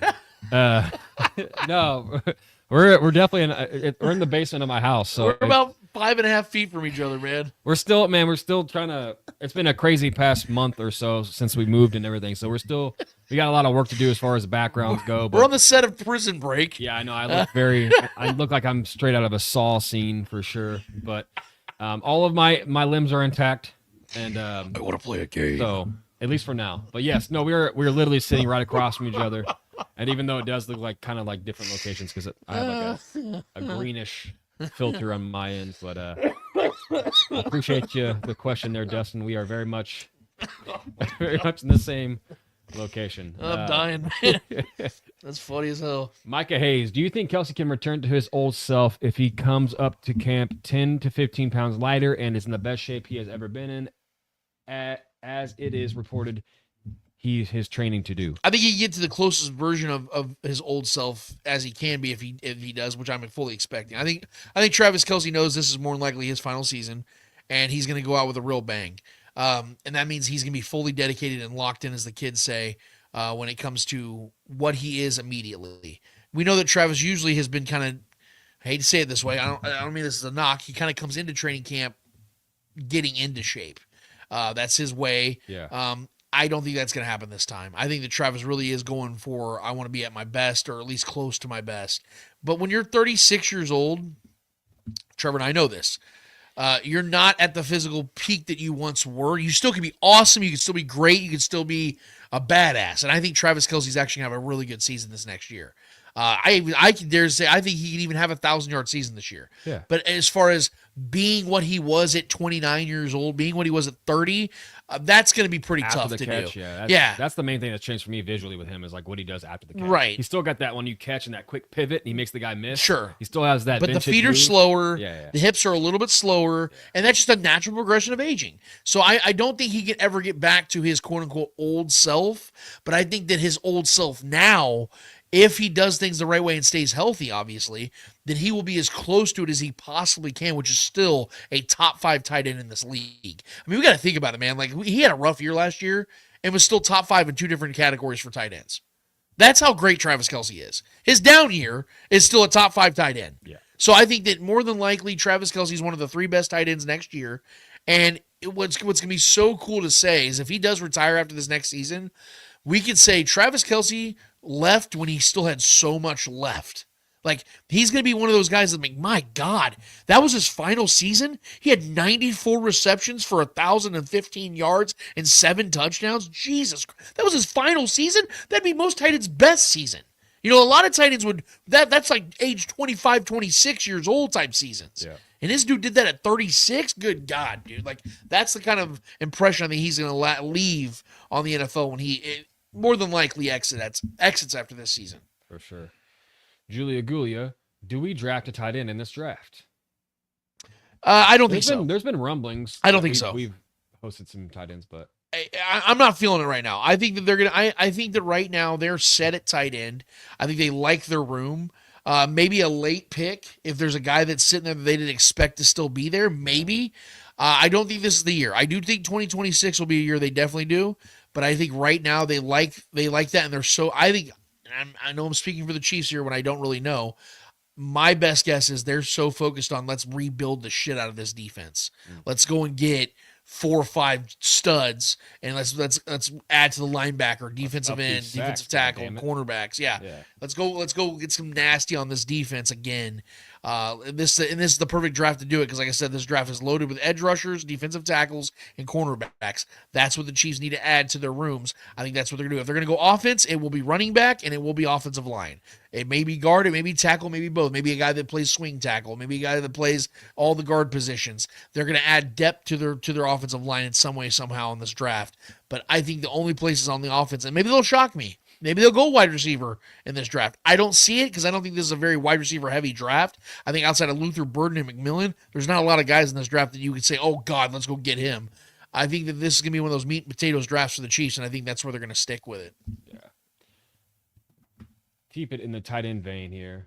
Micah Hayes, do you guys think Miami University tight end Elijah Arroyo would be a steal pick, and does he fit in KC? It'd be a steal pick if he was in the 4th or 5th round. But see, that's the thing, is I don't think Arroyo's going to be there. I think he's going to go in the first 3 rounds because he's very skilled. I don't know. Maybe I'm mistaken, but I think he's only like 6'3". He's kind of a shorter tight end. Andy Reid likes his tight ends at 6'4" and above. That's how all of his tight ends are. So I don't think that he would be a fit naturally in Kansas City, even though I think that he's a very skilled player. I think there's going to be a team that's going to take him in the first probably 100, 115 picks. I think that's where he's going to go. I don't expect him to be where the Chiefs would be comfortable taking a tight end. There's no way the Chiefs are taking a tight end in their first 3, 4, 5 picks. They're not. They're just simply not doing that. Yeah. Especially if they stick to 8. If let's say the Chiefs only have 8 picks, there's a 0% chance they're taking a tight end. But if they have 9, 10, 11 picks, there's a chance. But Arroyo won't be the guy because he'll be gone too late. He'll be gone too early. Yeah. Julio Gulia. Rice hasn't been indicted yet. What is the possibility he isn't suspended until next season? And does that favor the Chiefs, considering it will be his contract year? Well, to answer the last question first, it would favor the Chiefs because it gives them another year to really like evaluate what Rashi is, a full season. Yeah. So that would help them determine whether he's a long-term answer for them or not. But I will say this to the other question, Julia. Just because he's not indicted doesn't mean that the NFL can't act, because what he's done with the act that he did on that highway was conduct detrimental to the league. What that means is it basically makes the league look bad. He's going to serve some kind of... He's going to serve some suspension. Yes, the reason why Tyreek Hill was completely exonerated and the league didn't take any action, and the same with Xavier Worthy, it's looking like, is because those guys were proven to be innocent. Had Rashee Rice been claimed to be in that accident, and then we found out later on, oh, no, he wasn't even there. There was just some buddies that, took his car joyriding, he would be exonerated. But because of the fact that Rashee has been... witnesses had him there at them, and he's admitted so. That's why the NFL is going to say, okay, somebody who represents our league did something that almost got people killed. We have to take action. They're not going to. I think the NFL, in respect to the law, wants to wait for the law to finalize all their proceedings, and then they want to act. But if it doesn't happen before, and they've waited now for a year plus, the NFL is going to take justice in their hands because they still have to do their jobs. They don't have to wait for the law at the end of the day. They can and they will most times, but that doesn't mean they have to. I think the law has shown that nothing's going to be done to Rashee criminally. Like, he's not going to serve any jail time and things like that. He has the lawsuits and things like that, or the money that he has to give out and things like that. But when it comes to the NFL, they have their own jurisdiction, and I think that you're going to see that happen this year. In fact, I'll guarantee it, that you're going to see Rashee Rice serve some sort of suspension this year. They're not going to wait 2 years to suspend Rashee Rice. Yeah. I think you're going to see it happen this year. I think you're going to see it happen early. I've told Trevor I don't expect to see Rashee Rice probably until the middle of October. I think he's going to miss the first month and change of the season because the NFL has to make an example out of him, because Henry Ruggs is the only other guy that did something close to this. Well, he did way worse, killed somebody. Now he's serving prison time, so the NFL doesn't have to suspend him. Rashee Rice is a free man, and they're like, look, he's going to be playing football. He's going to be healthy. He's going to be ready to go this season. We need to show the rest of the league that we mean business. You're not going to be out there joyriding, road rage and things like that and represent our league. And if you do, this is what's going to happen. And I think that's what's going to happen, man. Yeah, agreed. Clear the air with E. What's going on, E? Speak it. Showed up late. Don't know if you have answered this question. What do we in the draft at 31 now? What do we do in the draft at 31 now since the bulk of free agents is over? Well, I think the Chiefs are going to very heavily entertain the idea of moving off of 31. From what Field Yates was saying on ESPN, he had a mock draft, and I actually really agreed with him that they had the Chiefs trading out of it and moving back, and collecting more picks. But where I disagree with him is they had the Chiefs and the Raiders trading. I don't think that they're going to trade with the Raiders. He had the Raiders taking Luther Burden out of Mizzou with the 31st overall pick. I'll be shocked if Luther Burton's still sitting there at 31. Yeah. And I'll be even more shocked if the Chiefs trade with the Raiders. But yeah, I do think that what the Chiefs are going to be doing right now is I think they're going to try to move off that pick. They're going to try to add picks or be aggressive and move forward. And if there's a guy that's falling that they really, really like, that they didn't think was going to fall, they'll trade up. But either way, I think they're going to be moving out of 31. If they stay at 31, I still maintain my position that the Chiefs are still going to go defense. I think they're going to still go interior offense or interior defensive line, edge rush. Now, I know people go, Lance, you were the guy that said the Chiefs need to go left tackle. Look, I still think even with a Jalen Moore signing that the Chiefs should do that. The problem is this isn't the draft to do so. There's not a real true left tackle in this draft. The more and more I've researched and I've heard from people that I know this draft far better, most of these guys are going to end up being guards. So I don't think the Chiefs are going to make that type of move. And when they signed Jalen Moore to the contract they did, that told me they looked to him as the left tackle for at least the next 2 years. Yeah. So I'm not even entertaining that thought anymore. I'm not going to do it. I'm now shifted my focus completely on the defensive side and interior defensive line and edge rusher, where I think the Chiefs will hit early and often in this draft. Whether they stay at 31, trade forward, or trade back, that's where I maintain my position. Micah Hayes, the Fan FM Denver had an interesting segment on one of their shows this week in which they said the kickoff rule changes over the years have made the return specialist position extinct. Thoughts? Yeah, that's exactly what I'm saying. Like, imagine Devin Hester trying to play in today's NFL. He wouldn't be the great player that we revere him to be. He wouldn't have the chances. So yeah, Dante Hall, he wouldn't be on Letterman like he was back in the day. He wouldn't have those opportunities because he just wouldn't be a significant piece to the equation, and that sucks because I think that kickoff, punt returns, things like that are some of the most exciting plays in all of sports. Because you see this one guy running into a pile of other men, and all of a sudden he breaks free and he scores a touchdown. It's awesome. It's a momentum shifter. It's a backbreaker. It's a heartbreaker. It's all those things and wrapped into one. And some of the coolest memories we have in Kansas City are seeing kick and punt returns. You know, the one Dante Hall against the Broncos where he was on the fucking 2-yard line and wraps all the way around and runs it all the way back with Gary Stills and those guys next to him. Yeah. That's one of my favorite memories as a Chiefs fan. You know, the return he had against the Ravens, the return he had against the Colts. I mean, those are some of the coolest memories I had as a kid. Those are kids today don't get to celebrate that stuff very much because it doesn't ever happen. And I think, like I said, the NFL kind of screwed the pooch by going overly protective in the name of safety. You know, it's bullshit. We all know better. They don't care about safety when they're trying to add more games and more stress and more fatigue to these guys' bodies.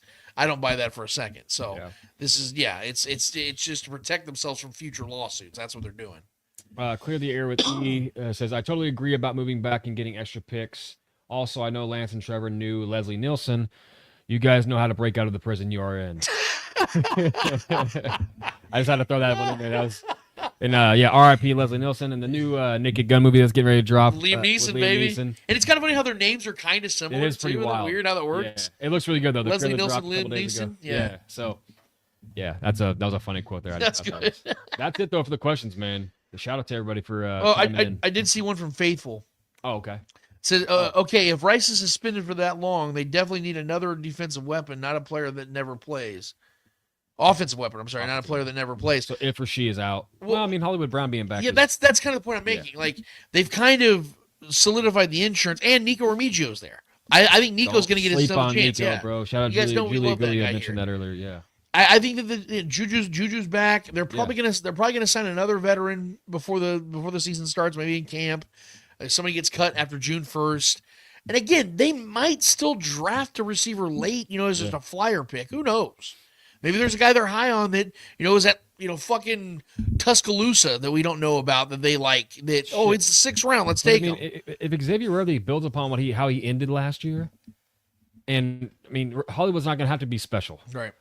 Xavier was lighting the league on fire there towards the end of the year and into the postseason, right? So I mean, don't let Pat and X get that connection even more so going. So I mean, I think there's still so much potential there for that to be even much more of a dynamic duo there. So I think that's one thing to look forward to the most. But Rasheed will be available at some point next year. It's just a matter of when and how long he's going to be out via injury, recovery, and suspension. But I think he misses at least 3 or 4 games via suspension for sure.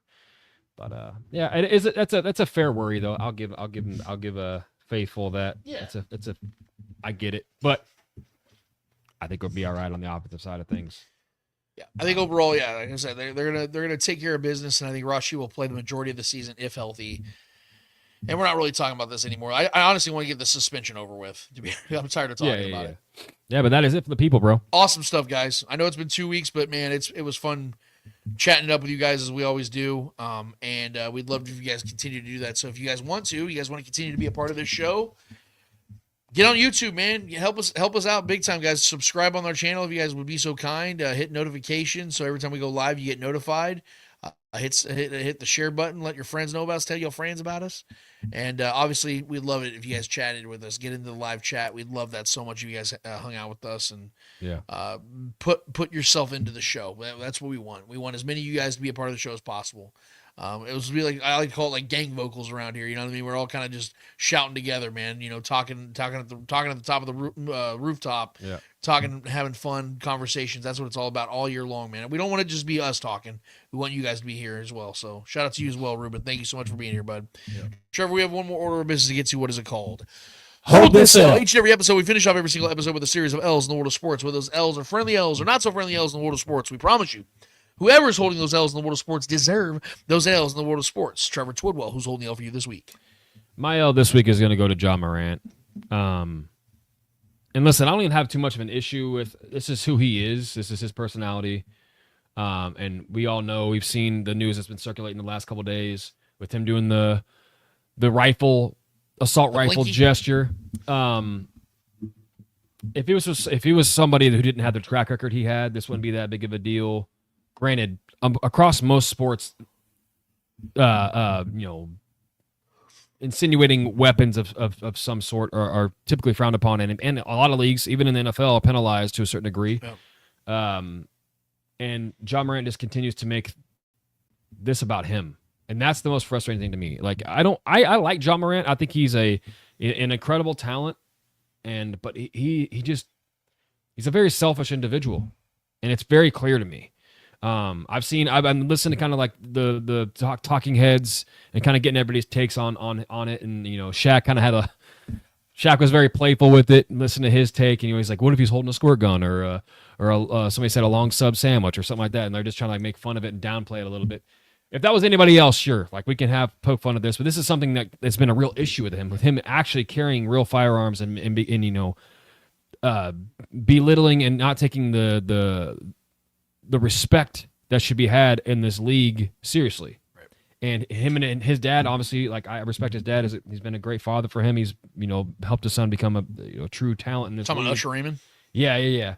But even him, a lot of the rhetoric that's come from them and their camp has just been very immature, not grateful, honestly.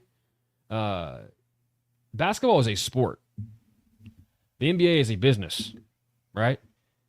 You're working. You're an employee. Yep. Granted, you're great.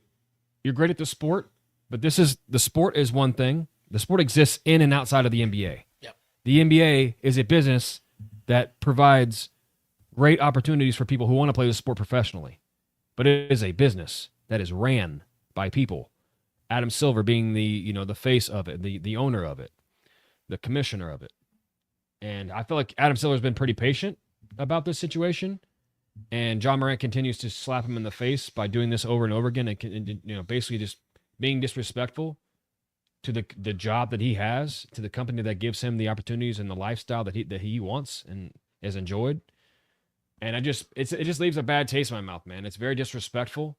Granted, the NBA, if any sport, has been incredible at allowing these guys to really showcase their personalities and give them a lot of free reign.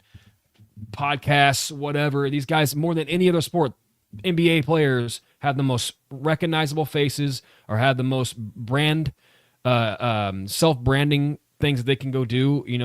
Anybody can kind of go make their own podcast and have their own brand now in the NBA more than ever, especially with the social media age that we live in.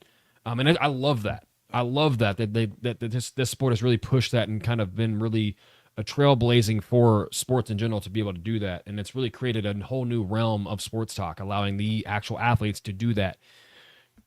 But there's also a dark side of this, which is it's kind of created a sect of players that just feel like they're untouchable for some reason. Yeah. And John Morant, look, great player, but he's not some top tier player. He ain't up there in the top echelon of the Steph Currys, LeBron James, the Lucas, the ADs, and the Giannis's and the Jokic and all those. He's not even near those guys' level. Right. You don't see those guys doing that stuff. You know what I mean? Right. Like it's just a disrespectful, kind of a bratty attitude. I don't like it, man. And I know he's probably going to get served a suspension at some point. But the thing that makes it worse for me, the way I view it, is from the teammates' perspective. Right, because if I'm on this team with John Morant And this guy continues to make it about him. He continues to bring this drama onto the team that's already got a lot of drama going on. They just fired their head coach with like 14 games left in the season. Yep. Who was one of the better head coaches, in my opinion.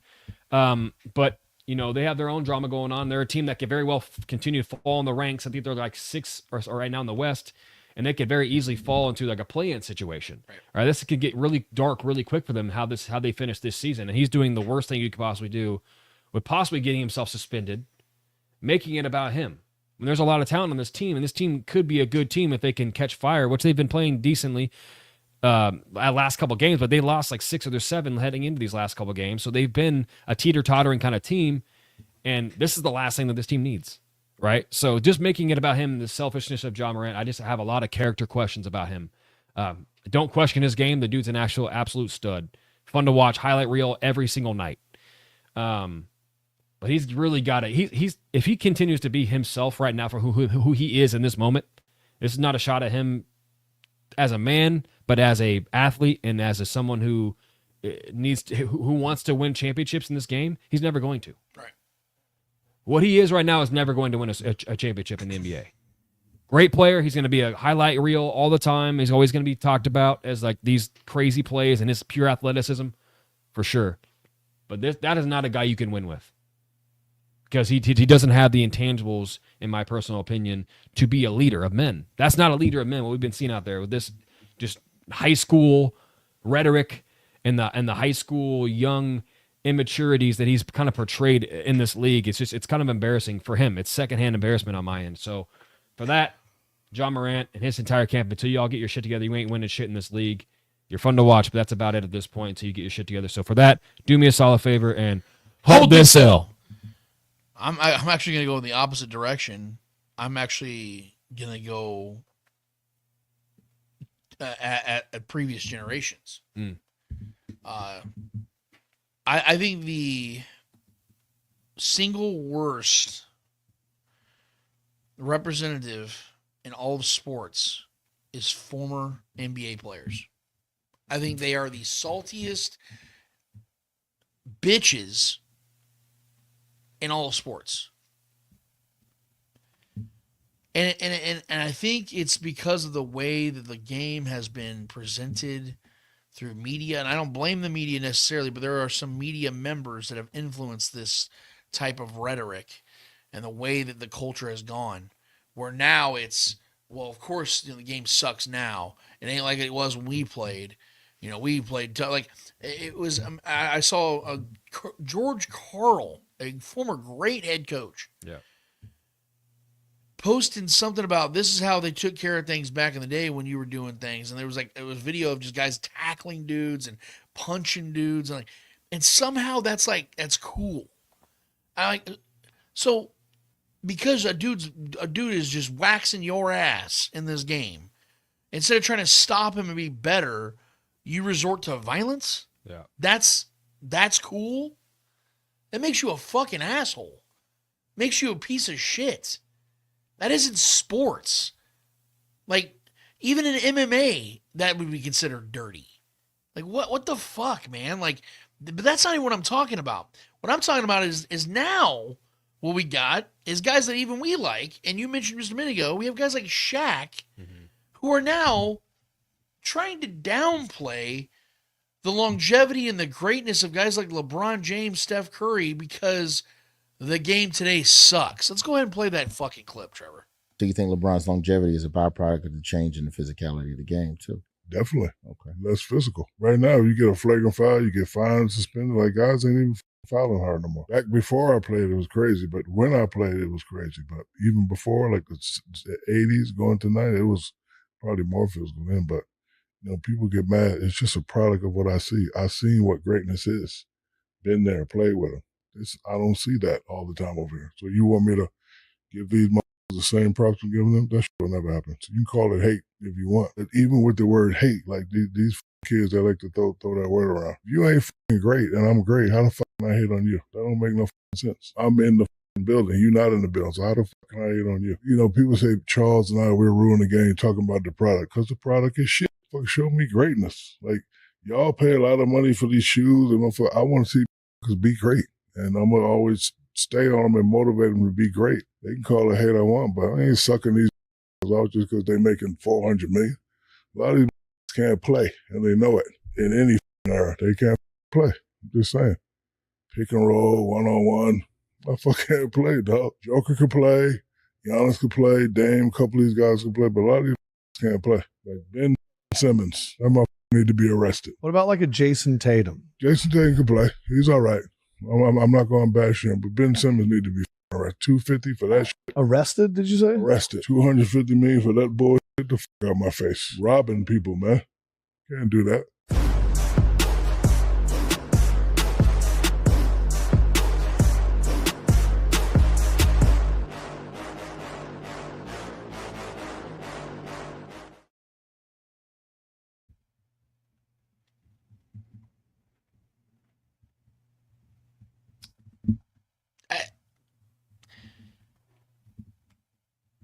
Do you guys remember, some of you guys might be old enough to remember, growing up Trevor and I grew up in the late 90s, early 2000s. And I remember how the NBA was so huge back then, and the NFL was still gaining ground on the NBA. It may have been just as popular at that time by that point, but it was still gaining ground. The NFL wasn't as popular as it has been over the last 10, 15 years. Do we not think that what the players that, like the ambassadors, the guys from yesteryear, and what they say and how they treat the game of today matters, and how the casual fans, which again are the majority, are going to view that same sport? How that and those ambassadors that we remember from yesteryear, how they talk about it, how they embrace it, how they embrace the players of today, that does that not have an impact on how casual fans view this game? Because the reason I believe, obviously the product is great, but I think the biggest reason why the NFL has blown up the way it has is because the players that are from yesterday praise the NFL.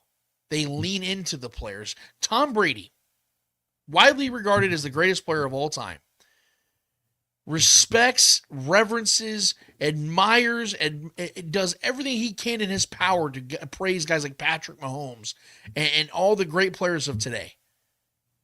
He might have criticisms about some things in the NFL, but you've never once heard a guy like Tom or any of the guys from the previous days, very few if that, talk like this and downplay and discredit and flat out disrespect the players of today. Meanwhile, and this is what LeBron has been saying all along about, it doesn't matter what I say or do anymore. They don't give a shit.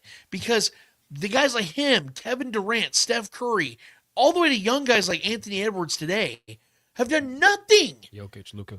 Nothing but praise. Jason Tatum. Guys like Shaq and Michael Jordan and the guys before them. They've done nothing but praise them. And what did they get in return? This shit.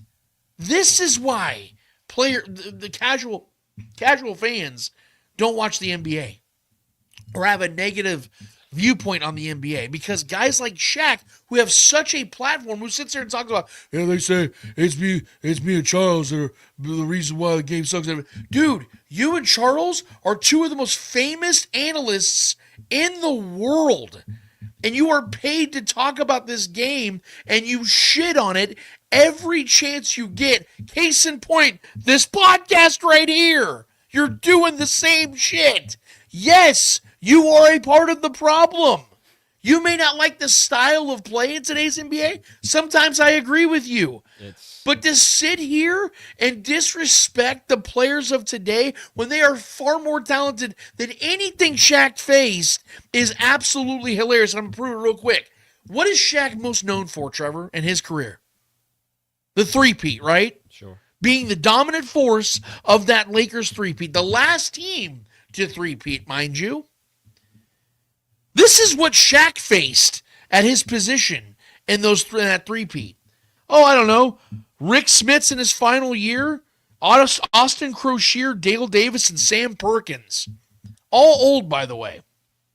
How about 2001, when he went up against the 35-year-old Dikembe Mutombo, who was more of a shot blocker, which Shaq didn't shoot shots. And Dikembe was outweighed by Shaq by about 75 pounds.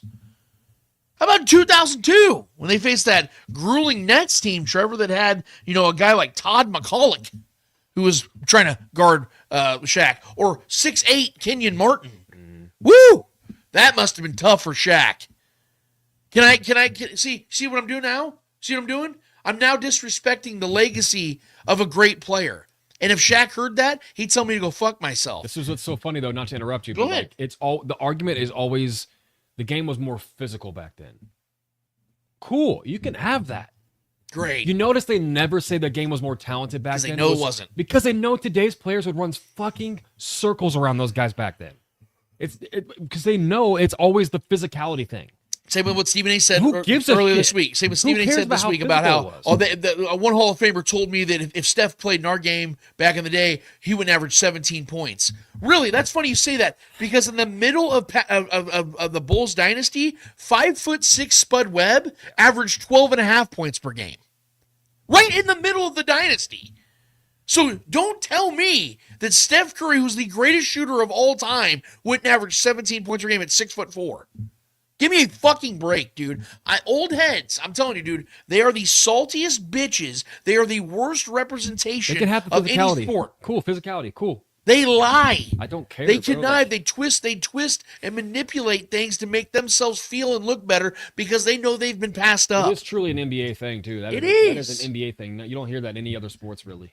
You don't hear ex players trashing the sport like the NBA does. It's pretty wild. Look what baseball's going through right now. Everyone's consumed about the home run and trajectory and pitching speeds. Tom Glavine and all the representation of Cal Ripken Jr., all the guys that are from yesteryear, praise the game. I mean, you know what it is, though. It's very clear, because Shaq was telling on himself in that clip. It was about physicality, the lack of the comparison to the two physicalities, because you take out that physicality of the game, in today's game, it creates more longevity for these guys. Granted, what's married to that longevity? More money. Shaq was talking about the physicality and how much money these guys are making. Shaq's telling on himself because he wasn't able to. The tail end of his career was awful, and he didn't make nearly the amount of money that these guys are making now. That's what he was talking about. Talking about the physicality, which shortened a lot of guys' careers. Cool, you have that. Great, CTE, congratulations. Yeah, and then the money. Right. These guys are making way more money because the game's far more marketable. Like I was talking about in my rant, with the podcast and all these the self-branding of these guys, because it's a new era. It's a social media age. It's far more abundant. Yeah.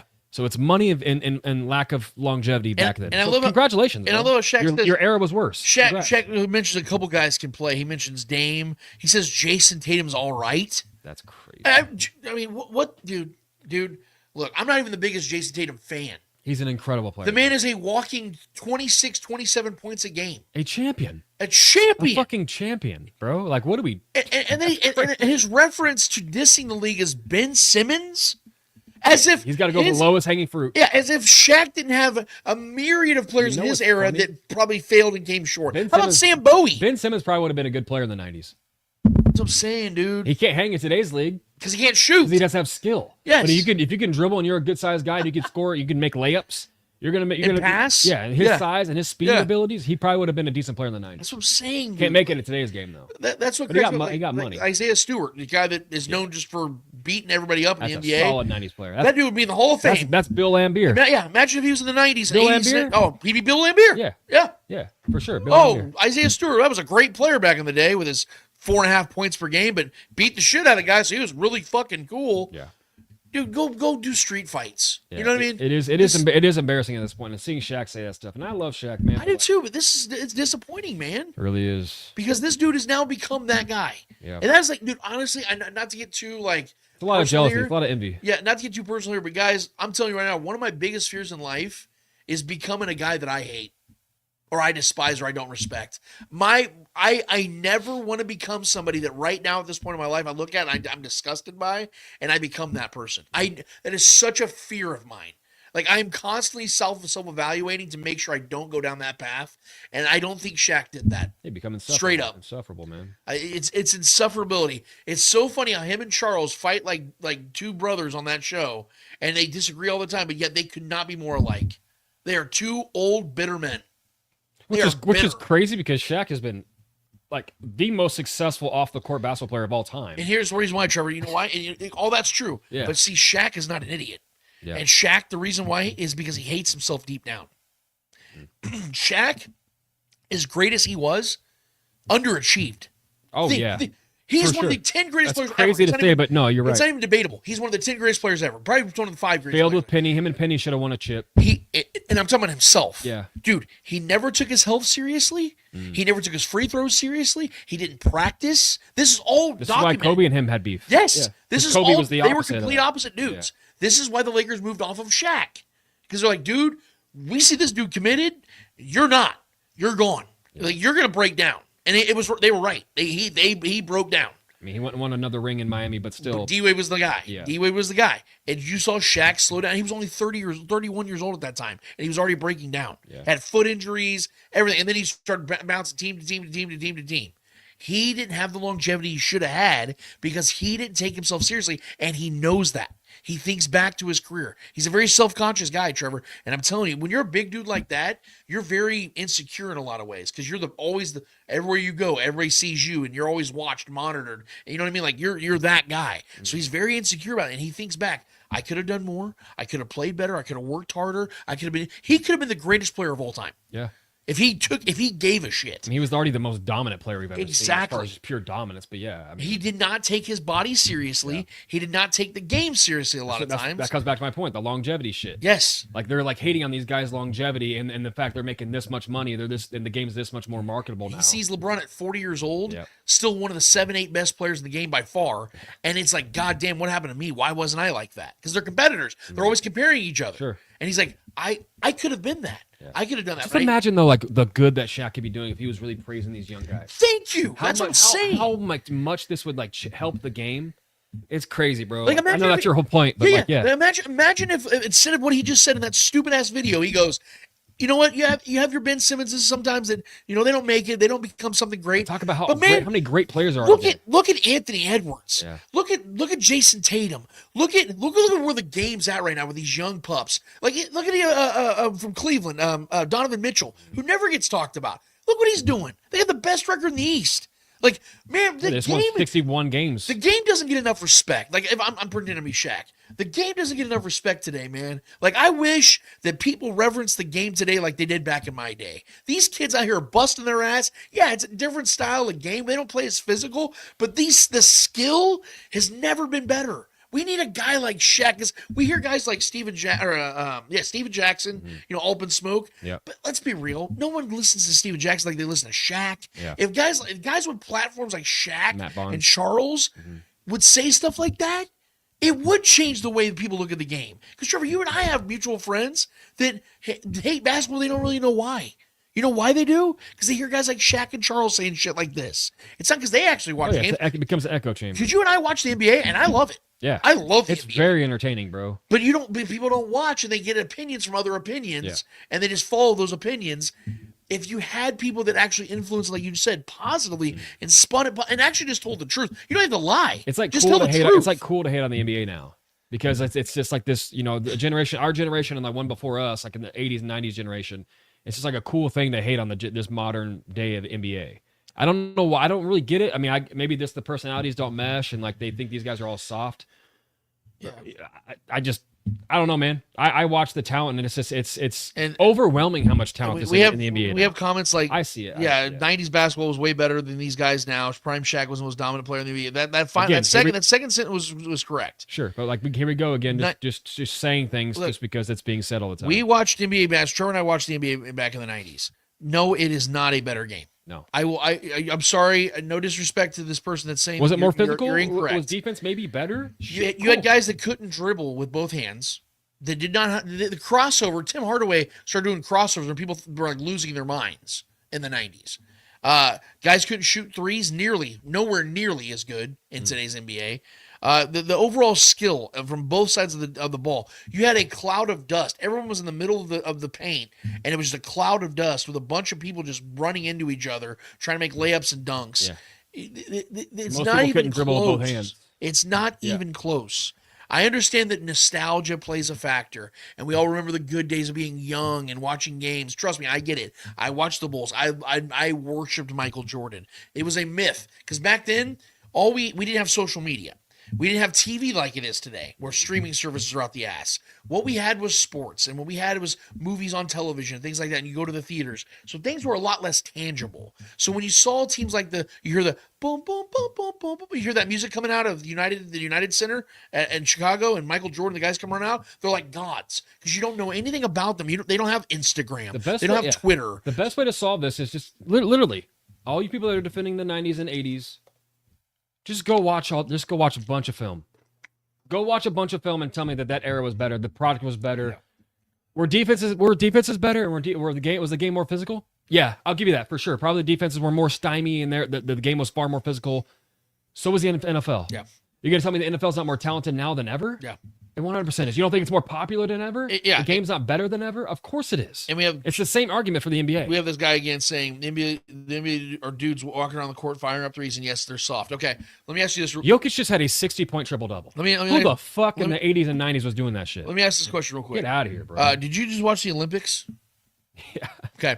The world as a whole has never been better at basketball than it is today. Okay. When the Dream Team in '92 took on the world, there were no other. It wasn't even close. There wasn't Dirks. There wasn't. No. Kukoc was maybe the best international player at the time. Over the last 25 plus years, the development for European players it's not even close from what it was. Tony Kukoc was like that unicorn. Yeah. He kind of started the trend of getting guys. And ironically, he played with the Bulls. Right. But how about this? He was a good player. You saw Steph, LeBron, KD, guys like that, long toothed in their careers, go in there and win the gold. Yeah. All the old head guys. In an era. The big three, yeah. Where some of the best players in the world are playing outside of the United States. They're not Americans. Jokic, Luka Doncic, guys like that are not Americans. Mm-hmm. Giannis, not Americans. I know Joel Embiid played with Americans. Alexander. Yeah. Like Shea is guys. Canadian. And they still won the gold. You're calling them soft. They're playing in the most talented era ever and still won the gold with old players. That should tell you where the NBA is. That you're able to do things the Dream Team did against tougher competition at an older age. Everybody praised, oh God, Larry Bird was so old. Larry Bird was 34 years old when they played in that Dream Team. Magic Johnson was barely 31. Michael Jordan was in his prime. Like, don't spare me. Spare me. They weren't an old team compared to this Dream Team. Okay. So we got some. He also says you just answered your own question. Jokic would never have had a 60-point triple in those days. That's no. What I'm saying is there was never players to the caliber and skill level of Jokic. Big men weren't shooting threes like Jokic. Big men weren't dropping dimes, no look dimes like Jokic is. Please point out the player in the 90s that is comparable to Jokic. He probably would have had an 80-point triple-double in the 80s. That's what I'm saying. Like, was it Arvinas Sabonis? The bigs back then wouldn't know what to do with guys like Jokic because he could pull up from half court and fucking hit a game-winning shot. Yeah. Big men weren't shooting like Jokic is. Does it looks highly skilled and athletic? No, but Jokic is guys like Jokic and Doncic, all these bigs that can shoot the three. Joel Embiid, put him in the fucking. And it's funny, Trevor, how we hear have to defend the perimeter. Get the fuck out of here. One point I want to have, and then this is going to go to Shaq. It's funny how we hear about the league is soft now. But what's funny, Trevor, is that people forget that the Bulls didn't start winning championships until the 90s, correct? When the dynasties of the Pistons, Celtics, and Lakers died away. So and it was an expansion era. They had a legitimate full team put together. Yeah, it was an expansion era where they literally had walk-ons going to the Raptors and Grizzlies and places like that. Walk-ons. The stuff they don't talk about. We don't talk about that. But also, I don't remember, Trevor, they took away hand checking back then. They created the Jordan rules back then. They moved the three-point line up back then. They put the circle thing for the charge, back then. Those all happened back then. Guys today inherited the game that the Michael Jordan era created. It started back then. So how is it soft now when they softened the game for who? Who did the game soften for, Trev? Michael Jordan. Because they said that the bad boy Pistons were roughing up, and he went to David Stern and bitched about it, and they created the Jordan rules. So please, Stop with this nonsense that game was better and these guys are soft today when the softest of them all was the one that started it. That was created through Michael Jordan. Literally had refs coming up to him. Sorry, Michael. I'll do better next time. Literal I'll words. believe you. Literal I'll words. believe you. Could you imagine? Could you imagine, bro, if LeBron got somebody saying some shit like that to him? That's amazing. I'm so bro. sick of history That being clip lied is so on. legendary. I'm sick of history being lied on as if we can't go back and see it. It's so much dishonesty. It's so much dishonesty. I'm sick of it. And anyone wants to believe it, you lay in your ignorance. That's fine. You're wrong. So enjoy it. Just go watch the film. But Shaq, you're also wrong, and for that, you got to do me a solid, brother. And hold this out. Appreciate it. Awesome show today, guys. We went a little long in the tooth at the end, but that's what you have to do sometimes when you have to speak the truth. That's what happens. Great to be back. Thank you guys so much for hanging with us today. I know that, like I said, it went kind of long at the end, but man, we had a blast day talking a lot of football. I hope you guys enjoyed it. Hit us up on YouTube. We would very much appreciate that. But in the meantime, for Trevor Twidwell, for the great Clay Windler that puts all this together on the back end of things at Red Tribe Cinema, for the entire Starcade Media family, I am Lance Twidwell. Episode 308 of the Spoken Podcast is done, finished, and finito. And until we're back here in 1 week's time for 309, talking to you guys about whatever the hell is going on in the world of sports, you guys let us know. You guys update us on what's going on. We'll do the best to doing the same on the other end of things. You guys have a great one. We out of this bitch. Later.